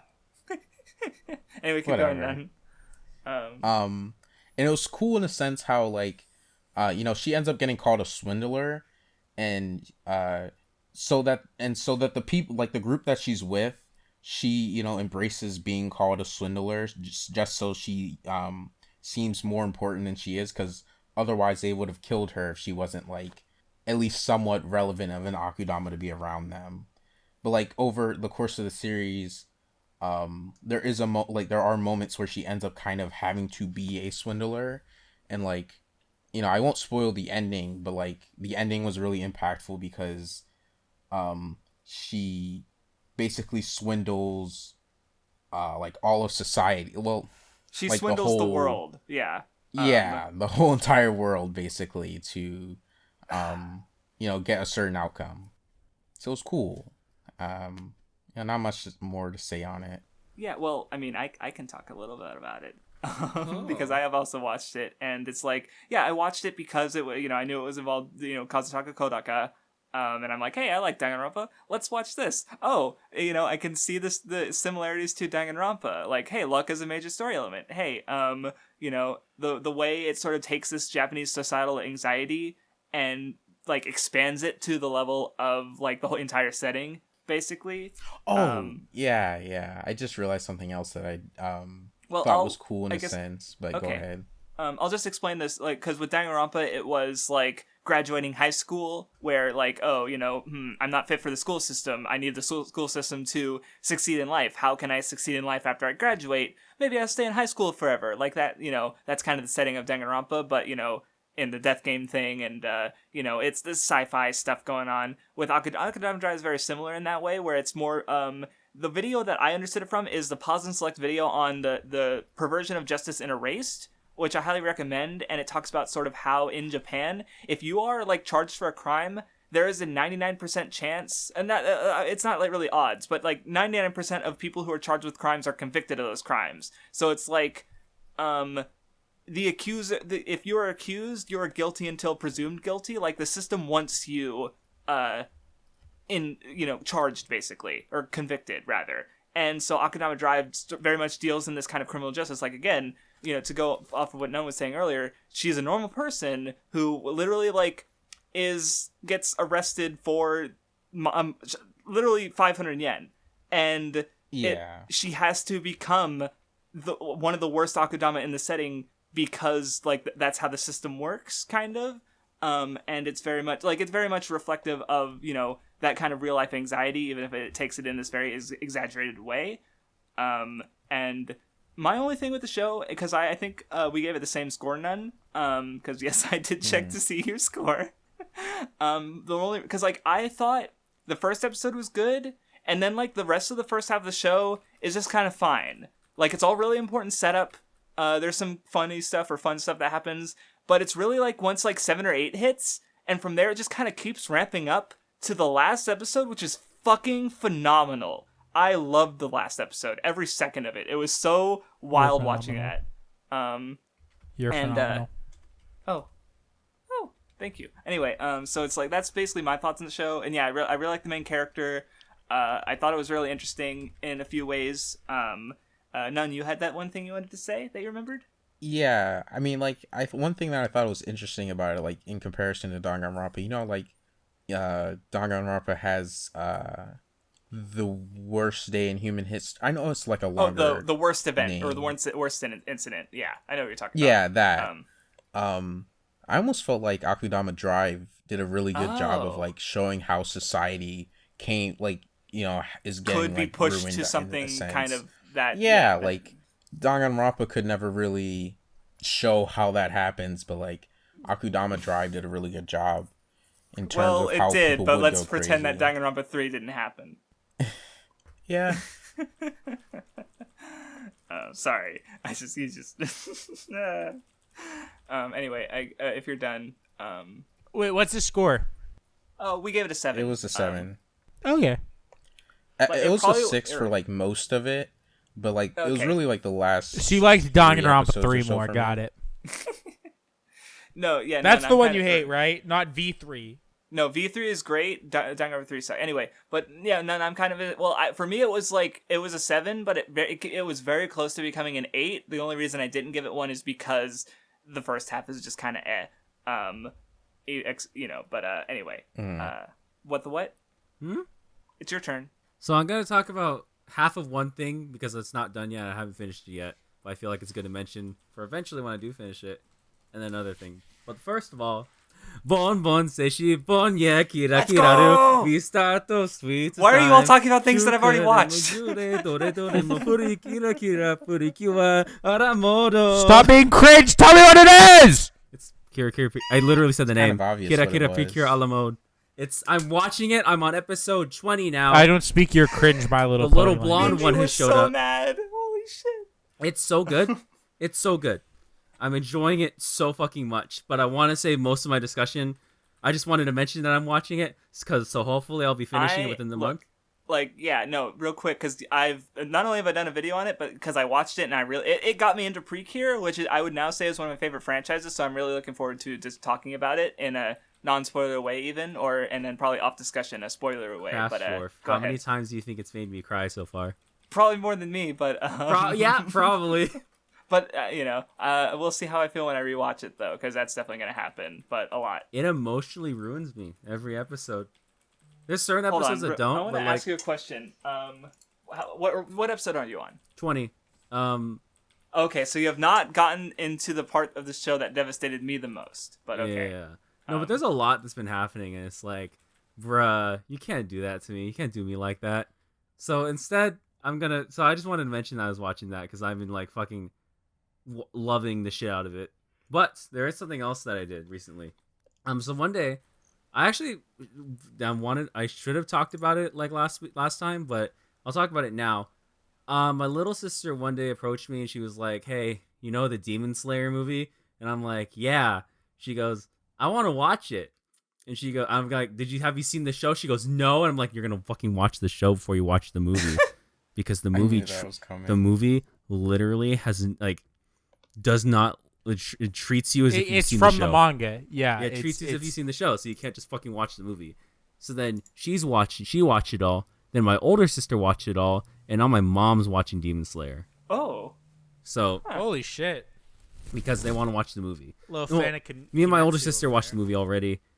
We watched Mugen Train. My little sister and my mom are gonna watch it later. I'm probably gonna take them there to the theater to watch it. It's like the third thing you've talked about. Well, what? No, it's not, fucking because thing? this is the thing I'm talking about is the movie. I just mentioned that Okay. it leads up to this. It's a story, Vindy. Okay. So anyway, Mugen Train. As I was watching it, I don't remember liking this arc as much as I did watching the movie. I need to watch the movie, right?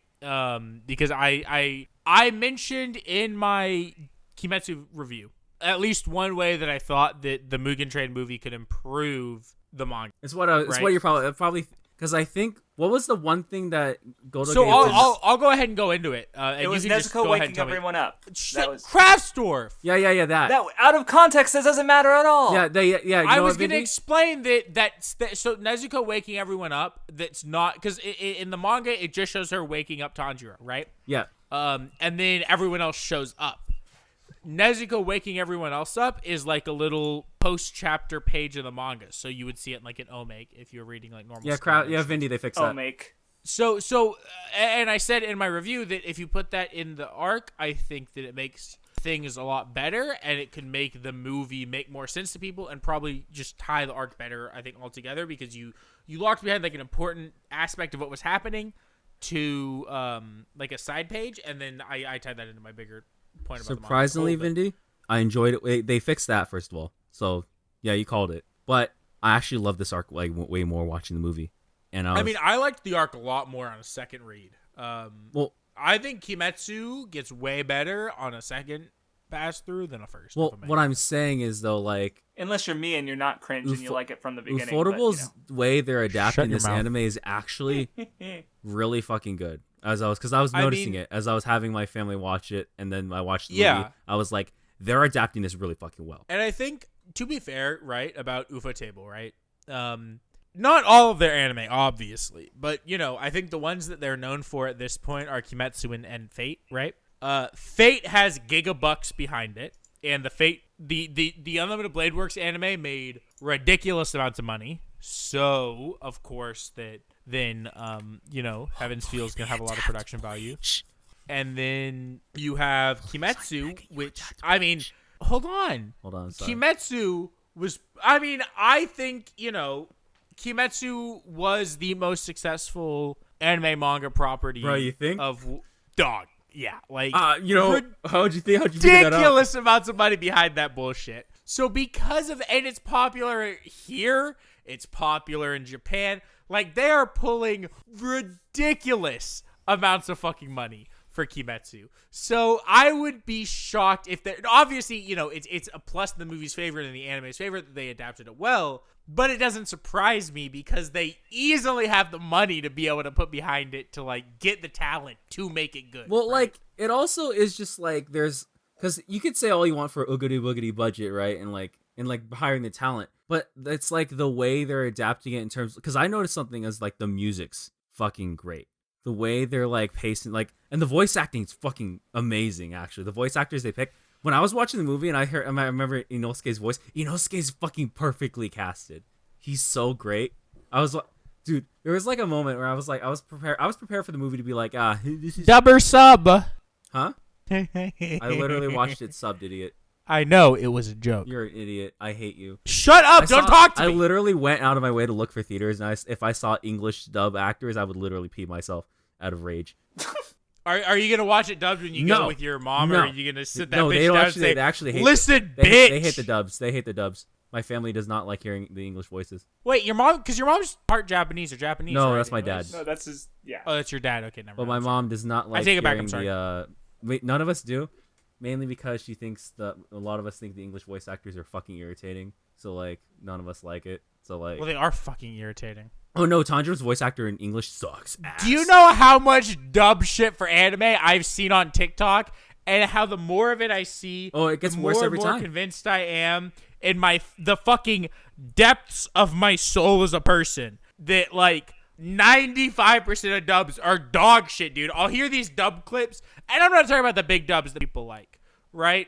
I'm talking about like the dubs for like the My Hero Academia Konosuba, dub. or Or like let me go to Mao, right? Hold on. Because I'll see people like hyping up, like if I just go to like seasonal anime for like 2 seasons ago, right? Hey, what? Like, What's up, Vin? and you scroll like a little bit down, right? I'd see someone talking about like the Adachi Toshima Mura dub or like the Mushoku Tensei dub, and it's like What's the up, worst the fucking Jujutsu dub Kaisen actors. dub. Oh And god, it's just the like Jujutsu Kaisen this dub. shit's terrible. Stop. Like obviously I Have you understand ever the people who heard like the best dubs. Shigaraki's dub voice actor? No, I don't ever want to hear it. It's so bad. It's so bad. But people love these like D tier dubs with like one of the GOAT dubs, and it's like you can't say it's top 5 dubs when you've seen 5 anime. The only clip I've seen of the Jujutsu Kaisen dub was that one clip of Mahito saying like Jujutsu Sorcerer, but like in a really fast way to like fit the line. It was really cringe. Yeah, It was no. funny. But anyway, back to what I was saying. The movie, Yeah, sorry. like there are moments where like the CG is kind of like whatever, but like for what it is, they're like it gets better. Like there's certain things that are because like it just looks like a like you know your idea of anime CG, but when they do blend it in with the background things, it looks way better. I think its biggest strength is the voice acting and the fucking music. And just general direction things. Like the way they handle action in Kimetsu no Yaiba's anime is fucking phenomenal, actually. Like they made that fight look really fucking cool on the train. And especially the final fight of the movie. I do think the way they handled the end of it, it got kind of like to the point where characters were crying. There's literally like 10 minutes of crying at the end of the movie. Yeah, I mean, Based? I Were think any girls that, crying though? No. Oh, I sad. think that, you know, some of this comes down to when we talk about like these amazing adaptations, you know, for like Kimetsu and stuff. Obviously, I think obviously, you know, all these like the fact that the shonen the Weekly Shonen Jump adaptation is changing and how it's done, it has a big effect on this. And then obviously there's Kimetsu, but like, you know, I think it's a good sign that Kimetsu had a movie to adapt an arc that did ridiculously well and was good, right? Yeah. Yeah. Instead of like you know, we are very much you know the eternally ongoing you know manga adaptation is you know starting to become it's more so becoming a relic now, and hopefully it Hopefully stays that like way. it stops But, because like it's obviously from what I've seen at least even like a 50 episode adaptation is fine, right? Like those are still we can still get some fucking like good... okay, so because I've always I stopped watching One Piece, but I was watching Wano through like basically like a little before the Odin flashback and up until I didn't watch the last episode where spoiler happens, but I watched, you know, because I'm just like there's been some neat things and obviously really good animation, but like they can get good animation off of Sakuga Boru, and like aside from that, I really haven't gotten that That's much a out of it. dog shit take. I haven't gotten that Like, much out of it. look, like you cannot want to watch One Piece, but saying, "Oh, I could just look at Sakura Buru for the animation." That's about like the same out of it. literally retarded For me, No, that's stupid. Do you not care about voice acting and music in the scene at all? not really. I read manga. Are you deaf? Is it your old age? But Do your even ears if you not work? don't Do I have care to yell about it, for you to you hear can't me? just say, "Oh, I can just do this." Like that's not how that works. I don't know. I didn't get that much more out of watching the anime than I did in the manga. This fucking guy. Look, I'm just saying.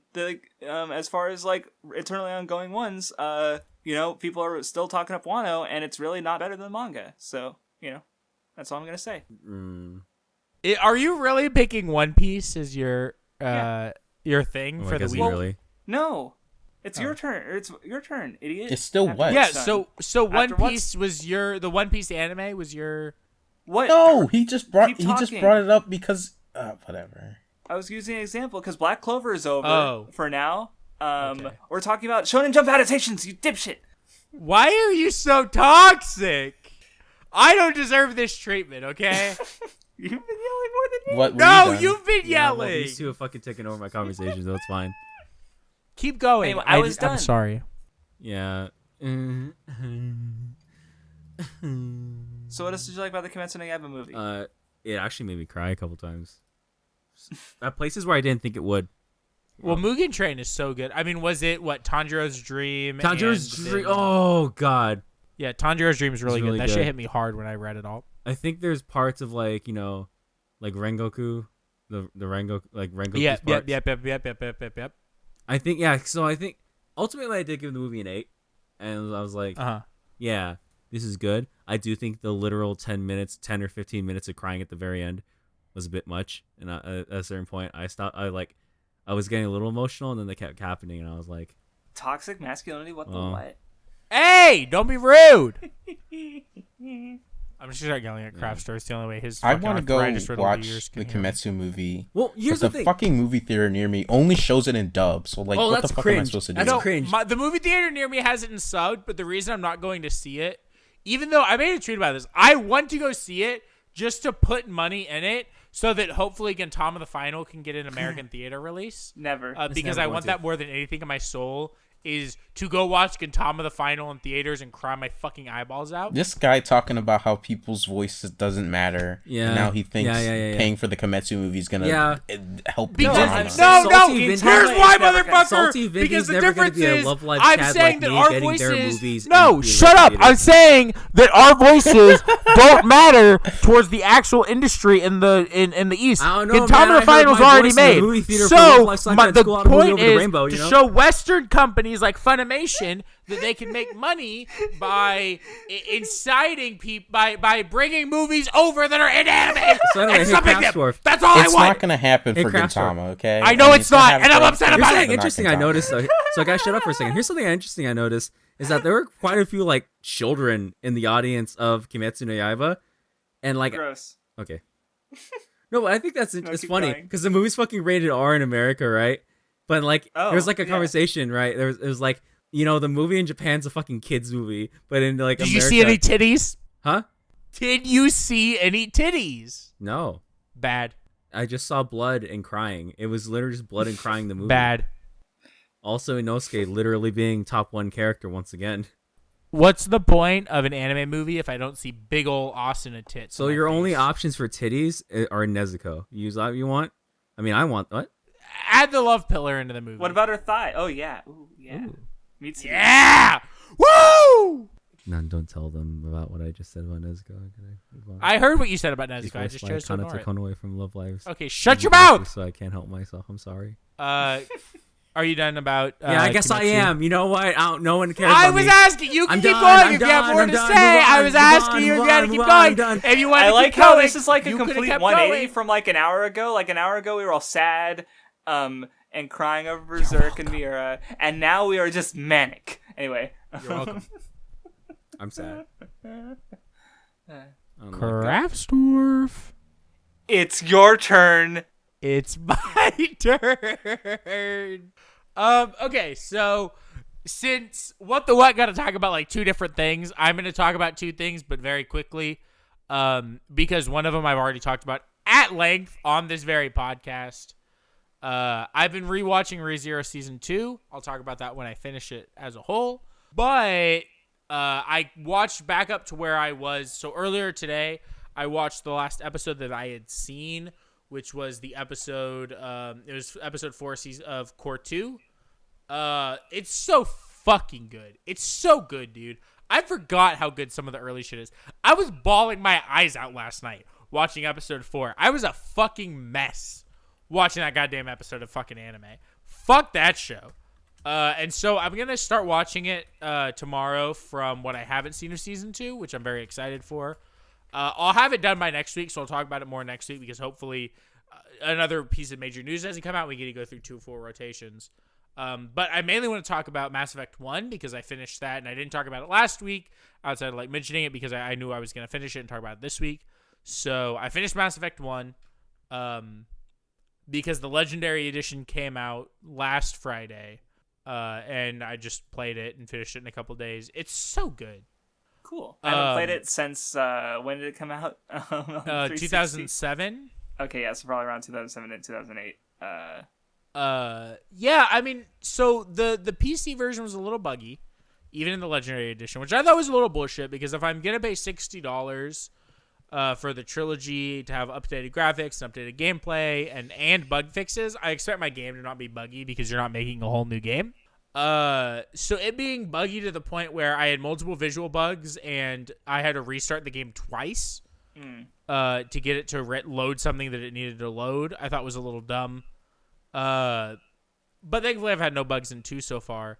And I mean, like, it's annoying, but I thought that, I never played the original version of 1, but the game felt good. And I even think that, like, driving the Mako felt good, which is something that people complain about a lot. And I think they did update it a lot. So it might be worth replaying. Anyone who's played the original series, the Legendary Editions seem like the definitive version of the game. And I mean, I really enjoyed 1. I thought it was really cool. I liked it for a role-playing game because, like, I might want to talk about this at some point. When I played Cyberpunk, even though that was another Western role-playing game, a lot of why I like the game so much is that over the course of the one character, I kind of, through the, like, without even thinking about it, I realized it during the final cutscene. Throughout the course of playing the game, I kind of ended up creating an actual character arc for my main character that I was playing. Oh, neat. Just by thinking of, like, what choice would they make at this point? Okay, after this, what choice would they make here? I kind of followed this logical progression from point A to point B that kind of worked as a character arc. And in Mass Effect, I didn't do that as much because I think some of the choices you can make, like, it's very kind of binary with it because it's like, are you Paragon or are you Renegade, right? Yeah, like, the Paragon and Renegade, and so it's very, do I want to be this piece of shit racist, like, crew member? Like, sometimes he's cool, and sometimes what he says is, like, cool and sick and, like, yeah, fuck yeah, Shepard. And sometimes it's just like, I don't want an alien on my ship. And it's like, all right, you fucking racist. Or do you want to be the good guy Superman? Here's the thing. Yeah. Normally, I'd be like, I want to play the racist. Yes, sir. But the problem with Mass Effect is the alien party members are by far the coolest. Yeah. And I also have to have sex with an alien to be true to my ideals that if an alien came down to Earth, I would sleep with it for the good of science. So, like, I have to like the aliens in Mass Effect. Plus, they're all so fucking good. I mean, in, like, Mass Effect 1, you have, like, what? Liara, hot as fuck, great character. Rex, great character. Garrus, hot as fuck, great character. Tali, good. Like, you have so many good characters that are the aliens. And then especially in 2. I think that, Well, I thought you were going to keep going and talk about, like, Ashley and who's the guy whose name I don't remember. It's Ashley and Kaidan. I think Kaidan's not a bad character. Ashley, everyone hates. Ashley's actually fucking racist. One of the first things Ashley says to you on the game Vindy is, would like are you sure it's okay that we have Turians on our crew? I thought Vindy would like, like fuck it you, bitch. Talk shit about Garrus one more time. I'll beat your fucking ass. I actually, apparently, she gets more racist if you romance both options, so Liara and Ashley at the same time. Throughout the course of the game, Ashley will get more racist to Liara. I never had that happen because I ruined my chances of a romance with Ashley in our first conversation because she said something racist, and I basically told her, shut the fuck up, stupid idiot. And she never opened up to me the rest of the game. Also, I won't spoil what, but there is a late game way things can turn out where she literally can kill one of your companions, and I'm not gonna spoil who. Dude, I fucking lost 3 hours of content because of that. Because that happened, and because I went to that planet before I should have. That man died, and I had to go back like 3 hours, go do other content, and then go back to that planet when I could fucking, like, not let that man die. Yeah, but everyone she's hates a her racist piece of shit. Fuck you, Ashley. I should have killed you and left Kaidan alive, but I made the wrong choice. None. Can you not post that? I can't be horny right now, please. And then on top of that, I think the game plays fun enough. It's definitely an RPG, and I think that there's a good amount of jank in terms of how it controls in the cover system. And here's the thing, and here's what I want to say. For people who are going to defend Mass Effect 1, I'm going to tell you how not to defend it and how to defend it. Oh my god, do not defend Mass Effect 1 by saying, oh, well, it's kind of an older game. They made it. No. Gears of War 1 had been out for 2 or 3 years at that point. BioWare had the ability to change their cover system because Gears of War 1 had been out for over a year by that point. Okay? And let's be honest, Gears of War 1 reinvented the modern third-person shooter, especially in terms of cover systems, and games not switching over to that system is a problem. That being said, I think that it's fair to also look at BioWare's history before making Mass Effect. They hadn't made a single action game. The closest they'd made to an action game was like Neverwinter Nights or maybe KOTOR. KOTOR uses a real-time system that you can pause with actions, and Neverwinter Nights uses it's based WoW on combat. on D20 like role-playing systems. Yeah. So they hadn't made like the only reason I say KOTOR, I would say just Neverwinter Nights because that's an MMO kind of like WoW system, and I wouldn't call WoW an action game either. But it's real time, so it's KOTOR. Either way, both of them are pure RPGs, not action games at all. And Mass Effect 1, they tried to make an action game. So I think that it's fair to say like the team didn't have a lot of experience with what they were doing, and they did the best they could. And I think in that instance, yeah, it's fine. The game plays fine enough. It's enjoyable. I will say is I don't know how long its development cycle it was, but I think completely revamping a thing because Gears of War did it might not have been the best on the team. So, I don't know. Again, I don't know what how the development cycle would have worked. So KOTOR 1 but, came out in 2003. When did Neverwinter Nights come out though? Sorry, I'm curious as well. I want to play a bunch of BioWare games. Actually, I'm thinking that might be really fun. Just because I don't know. I was like a quarter of the way through KOTOR, and there's other I want to play Baldur's Gate. I want to play Neverwinter Nights. So when I finish Mass Effect, I want to play Dragon Age. So I might play some other BioWare games and talk about them here, obviously. Maybe one day I'll talk about something that's Japanese. Well, I'll talk about it next week because I'll be done with I know. I just thought it was funny that it is funny that my last 3 things have all been Western, but that's just what I've been. No, every recently. single thing in the weeklies so far is it's. That's funny. not true. Oh no, that's right. There was episode 0, but none talked about fucking you. Oh. Yeah, well, that's what I said. The last 3 things, which is everything in the weekly so far, yeah. Yeah. This is so toxic. Sorry, Okay. I experienced Western media, unlike most weebs. Disgusting. Sorry. My bad. I mean, we I just like Hot watched Blue Iron anime. Literally Man, last week so, talked about She-Ra, but okay, Vindy. I'm sorry. She who? Okay. I also talked about Teenage Mutant Ninja Turtles, so I'm sorry, who? Yeah, I know, but it's just funny that Vindy has only talked about Vindy doesn't Western count, media. though, because, he's white, so I'm half Mexican. show me the scans. Go ahead, Crafts. So, I've actually been watching this for a couple months now, and I just reached a very good, kind of... One Piece. No. No, it's gonna be fucking Sailor Moon, idiot. It's Boruto! Wow, you're stupid, Vindy. Oh. You didn't even know. I'm not... because Boruto, I'm going to be watching for, because I'm watching it 1 episode a day. I just watched episode 65, which finishes off the tuning exam arc, is right before, another arc. And it's very much kind of here's the end of Act 1 for Boruto. I am still gonna keep watching it because my goal is to catch up, and we're close to episode 200, and so at 1 episode a day, it's gonna take me half a year or less than half a year about. So I still have a long ways to go.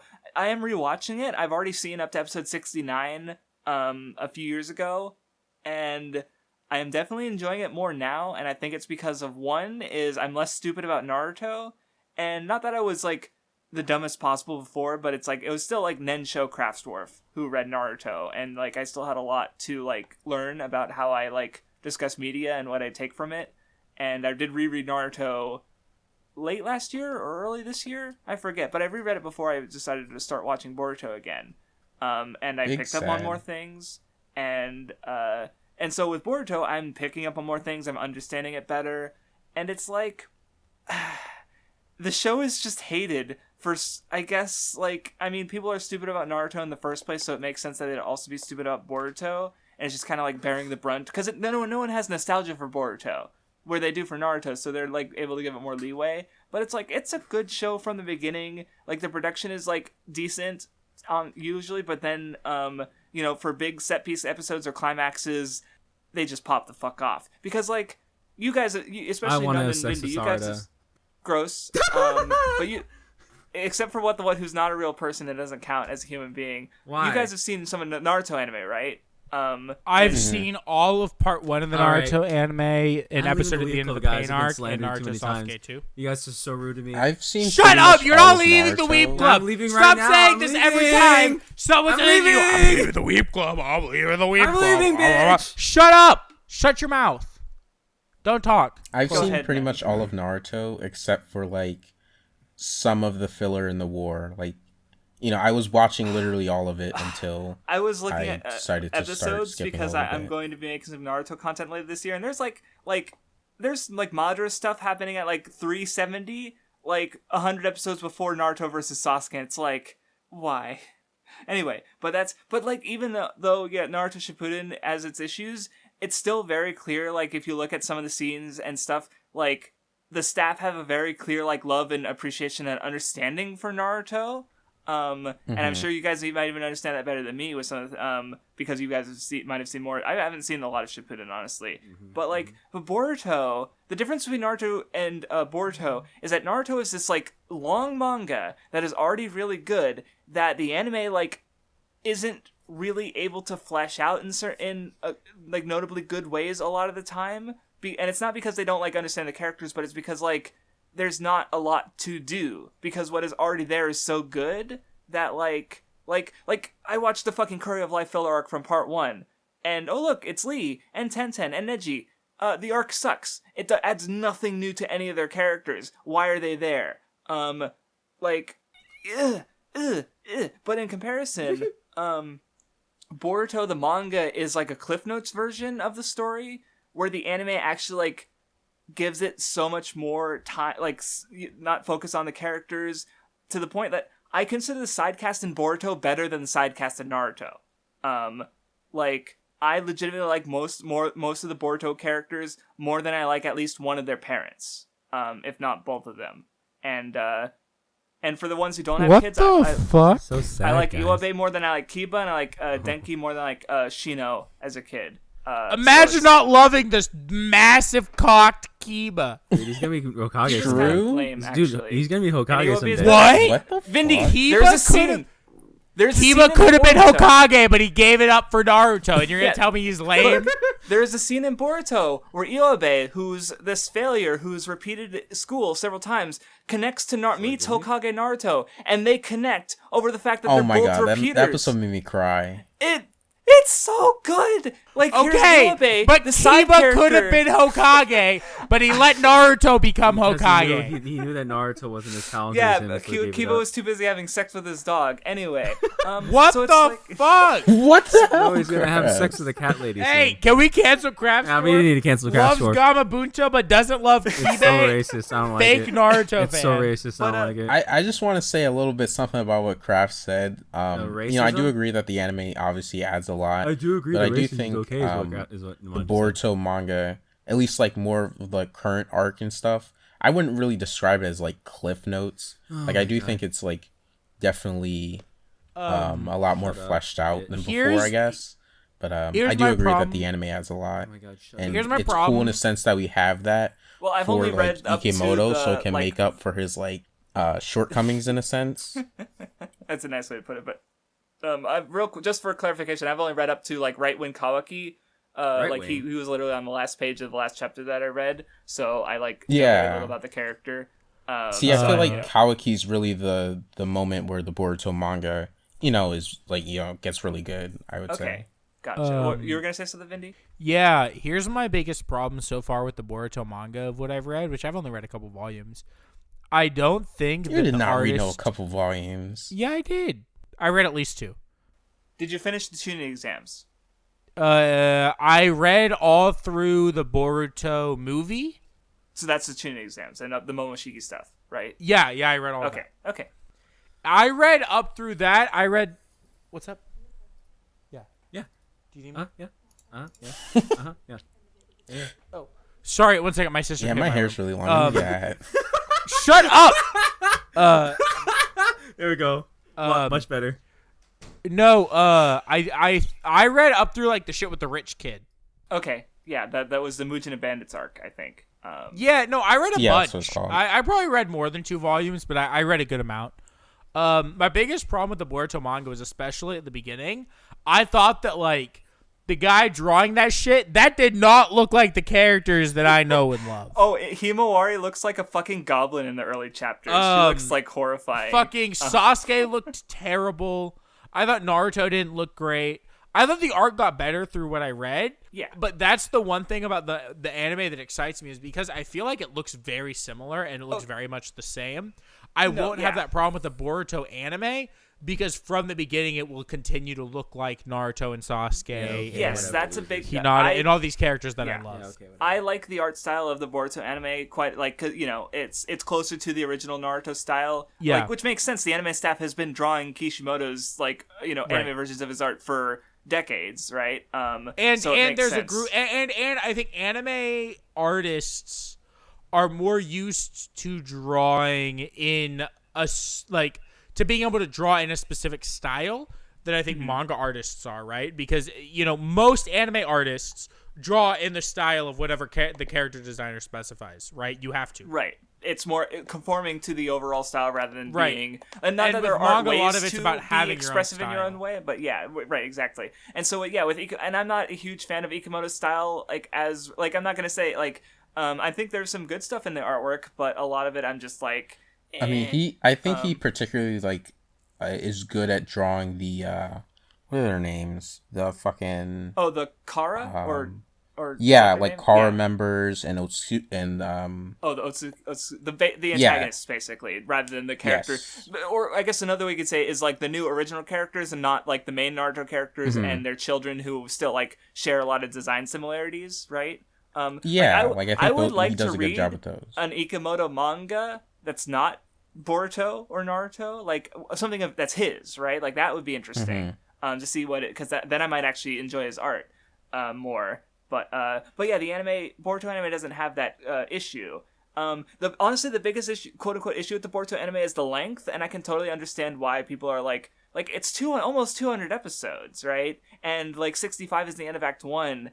But at least and you know, I guess people are also like, oh, I don't know, it's more of a slice of life thing at times. And like people, I mean, like, the problem is that they think that it's filler when it's not. Like, you know, at least if they didn't like it and they knew, like, at least if they knew it wasn't filler but still disliked it, that wouldn't be as bad. But I feel like because people think of it as filler, that just makes them dislike it. I remember my experience with that because I was watching. I remember back when I had Crunchyroll and I was watching. I remember I watched one episode with Sarada and I was like, wow, that was a really good episode. And it made me like Sarada more as a character because she hasn't done that much yet in the series. This was before they got to the Scarlet Spring stuff. And I remember scrolling down. I was like, I wish Boruto would stop doing all of this filler XD. And I'm like, it was a good episode. What's the problem? Like I like having this anime original content because reading the first couple volumes and up to the end of because the part at the end of 65 in anime ends the movie tuning exams, like where the movie ends and where that first manga arc ends. Like I just got to that point after 65 episodes. But it's not like it was only adapting that. It was literally, it adapted Boruto's time at the academy. It did like, they even mentioned a field trip to the Mist Village in one of the chapters. That was a full arc in the anime. Like it's doing a lot with its time. Like, and it's fleshing out this side cast and making it a side cast that I like. And like there was one episode of the Inojin, and it where he was where he was drawing he was struggling to draw. He was viewing his own art because he has a power like Sai where he makes his art and it becomes a living drawing. Because you know he's Sai's son obviously, and but he was treating it as a ninja, like this form of expression as like a ninja tool. He was like trying to copy it, and as a result, his art didn't work. And like learning more about the mechanics of this ninja ability, like retroactively, like adds something to Sai. Because when we think about like as a ninja tool, as a member of Root, he was kind of just but he was still able to draw and use this art, and because his art was always what connected him to his brother, right? And so he always had that humanity. Even though he was working as a ninja tool, didn't have emotions, right? So it's like this Boruto episode that focuses on his son, and it was pretty fun, and there was some funny moments in there, and it was a good episode. When Himawari won the award for best art over him. Hey, what the what? What the what? So mad. And then she got to be this teacher at the class, and that was funny. Would you rather have a gay son or a $900 Might Guy versus Madara statue? A gay son so I could virtue signal on social media. Cringe! Who doesn't want that I can't statue? virtue signal on social None. media. Would you rather have a gay I can't son, virtue a gay signal black son, or a Listen, I can't $900 virtue Mike guy signal or versus Madara use statue? my gay son for like arguments. If I have a $900 You could flex in any argument for the rest of your life by saying, "I own a $900 Mike guy versus Madara statue." I can't virtue signal though. Virtue signaling doesn't matter. It It's doesn't cringe. matter. It's internet currency. Cringe. Can I finish? You're so homophobic, Vindy. I almost Cringe! feel I like can't believe you're homophobic. with the Boruto anime that like it's surprising that at least not a few more people don't give it more credit, like even before the current arc stuff. Wow. Because like with Mitsuki, most of his stuff is in the anime. He's not even really a character in the manga, to be honest. Like Sarada, even like from what I've read of the manga, like her character's in Scarlet Spring, which it's like a prequel to the Boruto manga, but it's like And it's done by Kishimoto too. So Boruto's like Scarlet Spring is so good. Yeah. For what I read, Boruto's kind of the only character in the Boruto manga, at least up to like the. Boruto, arc. Kawaki. It's really mainly Boruto, Kawaki, Naruto, and Sasuke. Right, and it's like And, Naruto like, and Sasuke. Sarada, I feel like like, a there's kind little of like bit. they're like characters from the main characters from Naruto. And yeah, that's my thing. Like with because I mentioned the side casts, but they're like obviously Naruto and Sasuke are so clear of like everyone else in Naruto pretty much, except for maybe Obito, that it's like I'm not gonna expect Boruto to be a better character than either of them anytime soon. Probably not ever. But it's like I'm still they're still good. But like I would still say Boruto is probably the best character in Naruto. Though I was also gonna say like. Another character, like I like Sarada, I like Mitsuki. Chocho is also like I like her so much more than Choji. And like Here it is. There's in the Chunin exam, she has a fight with Shinki, who's Gaara's adopted son, who has like a sand thing, and like she uses like an analogy of like potato chips for why she's going to like try and win because it might be a bad flavor, but she's gonna try it anyway because. Maybe it'll be good. Like so she like uses like the food analogy into like why she's gonna fight in this battle she has no hope of winning, and she's got like and this she's also related to like one of the reasons why I think about the Boruto anime over the manga because even Scarlet Spring and it has Kishimoto involved, like Chocho is just there, and like. In the context of just the Scarlet Spring, like it kind of works because she's kind of like, because she, I don't think those are my real parents. I'm gonna go with you on your journey to find your dad because I want to find my real dad. And so she like, oh Naruto, he's a hot guy. He might be my dad. Like, and it's there to kind of like show how silly Sarada's feelings are, even though they do matter to her a lot. But she's also just kind of like annoying and obnoxious about it in that way, and I can see why people wouldn't like that. But the anime adds a little detail that makes Chocho's involvement in the arc just like so much more meaningful. In that, like she has like a memory of her getting medicine when she was sick from a skinnier guy, and so she's like, "Well, that wasn't my dad. Who was that guy? I don't know." And so she's like going. So yeah, when she's looking at like skinnier, more attractive guys, she's like wondering like. Who was it that gave me this love as a kid that I don't really feel for my father nowadays, even though, like, Choji's a great dad. But it's like, and it turns out it was Choji because he got skinny from using his powers. And so, like, and it ties into Sarada's arc in, like, a stronger way in the anime than it did in the manga. And it's like, why are you bitching about filler when anime original content is just making the Boruto anime better? Like, it is just, like, I would give it an 8 right now. I have cried a couple... I posted a clip in the server of him using the Uzumaki Rasengan, and it, like... Did you watch that clip, Vindy? When I added you? No. Or do you... It's so fun. I don't know. I didn't want to, and the only reason I didn't want to is because I plan to watch the Boruto anime. Okay, I know. And I didn't want to spoil it for myself. And I saw it, and I was like, that looks so cool. But maybe it was in the movie, but it's so... fucking good. I had the it thought. is I was in like, the movie, I can't. I would assume the anime probably does it better or something. Well, even if it doesn't do it, like I don't know. Well, okay. Well, hold on. I'm gonna DM you then. I'm not gonna watch it. I don't want to watch it till I'm there. No, you haven't gotten to that part in the anime yet. I'm no, farther he than you. hasn't. Never mind. Yes, you passed me. I Okay, didn't so want to say it, but you did. So I'm gonna pass you. Don't worry. Never mind. So I don't know if it's the same in the movie, but they do something with the way like Boruto and Naruto finally like connect to each other, and it's so good. And that episode apparently had better animation than the movie. Like that episode, they popped the fuck off. They didn't have to go that hard. It looked phenomenal. Like, God. I'm excited to get to the anime. I do want to watch Super first, and part of the reason for that is because I think I'll like Boruto more, which is why I want to get to Super Gotcha. first. Yeah. All right. You hate me. I get it. Shush. I'm watching War of Underworld next. Or no, Hyoka next, then War of Underworld. Shut up! Yeah, so it's like, like there's maybe one episode I didn't particularly enjoy, and even then it still had good stuff for Sumire, who I do like. Which episode was that? It was the one with her and her other two teammates. And the crybaby one, and yeah, and it wasn't bad. It was just like I just maybe you can say that I probably enjoyed most every other episode I've seen so far better. And it's like, well, except for maybe like because the episode 64 was the one that had the really great animation stuff. The episodes 2 where it had a lot of like flashbacks, and I understand it from a production standpoint is because like they were clearly allocating their talent onto episode 64. So episode 62 and 63 used a lot of flashbacks. They slowed it down a lot so that they could actually, and like I so those episodes I was like, yeah, this is like a lot of recapping over things, but it's still like building up into the climax. And then the climax was fucking amazing. So it's like, yeah, I'm fine with it, right? Like, oh no, two episodes that aren't as good as the rest of so like, yeah, sure, those are some of my least favorite episodes so far, but it's like, I'm still enjoying the show a lot. It's good, and it's like, it's nice to see all these, like, I am growing attached to this cast, and my one fear is that maybe, like, will they get their payoff later, or like are their arcs building to anything? And but I feel like compared to like with Naruto, they didn't have a lot of freedom, the anime staff, even like at the end of the day, because like they couldn't surpass the manga, so that as a result you ended up with this anime that is as long as the manga.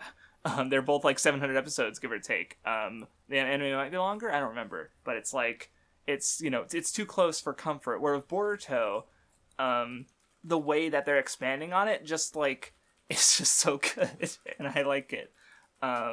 So I guess that's a hot take. Boruto anime good, actually, but I mean, I'm still a ways away from being caught up, and I hope it doesn't like have like a long stretch of episodes that I'm just not into it. But I think it's good. I think it's interesting. I think the way it expands on some ideas from Naruto is good. Also, it's neat. And yeah, I enjoy the cast. I like the side cast, and it's well produced. Like it's never like bad looking, and at best, it's some of the best shit on TV, visually. Like holy shit.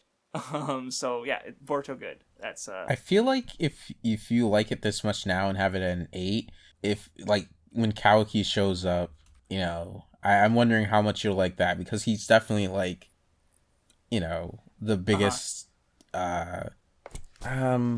He's like, obviously the story is centered around him and Boruto, and when he's not here and you're already liking it this much, it'll be cool to see what you think when he does show up. Yeah, no, I know that's a ways off, because obviously like I have to get through like the other arcs that I've read in the manga, but like Owl and the Mujina Bandits, but yeah, that I guess, and if we're already.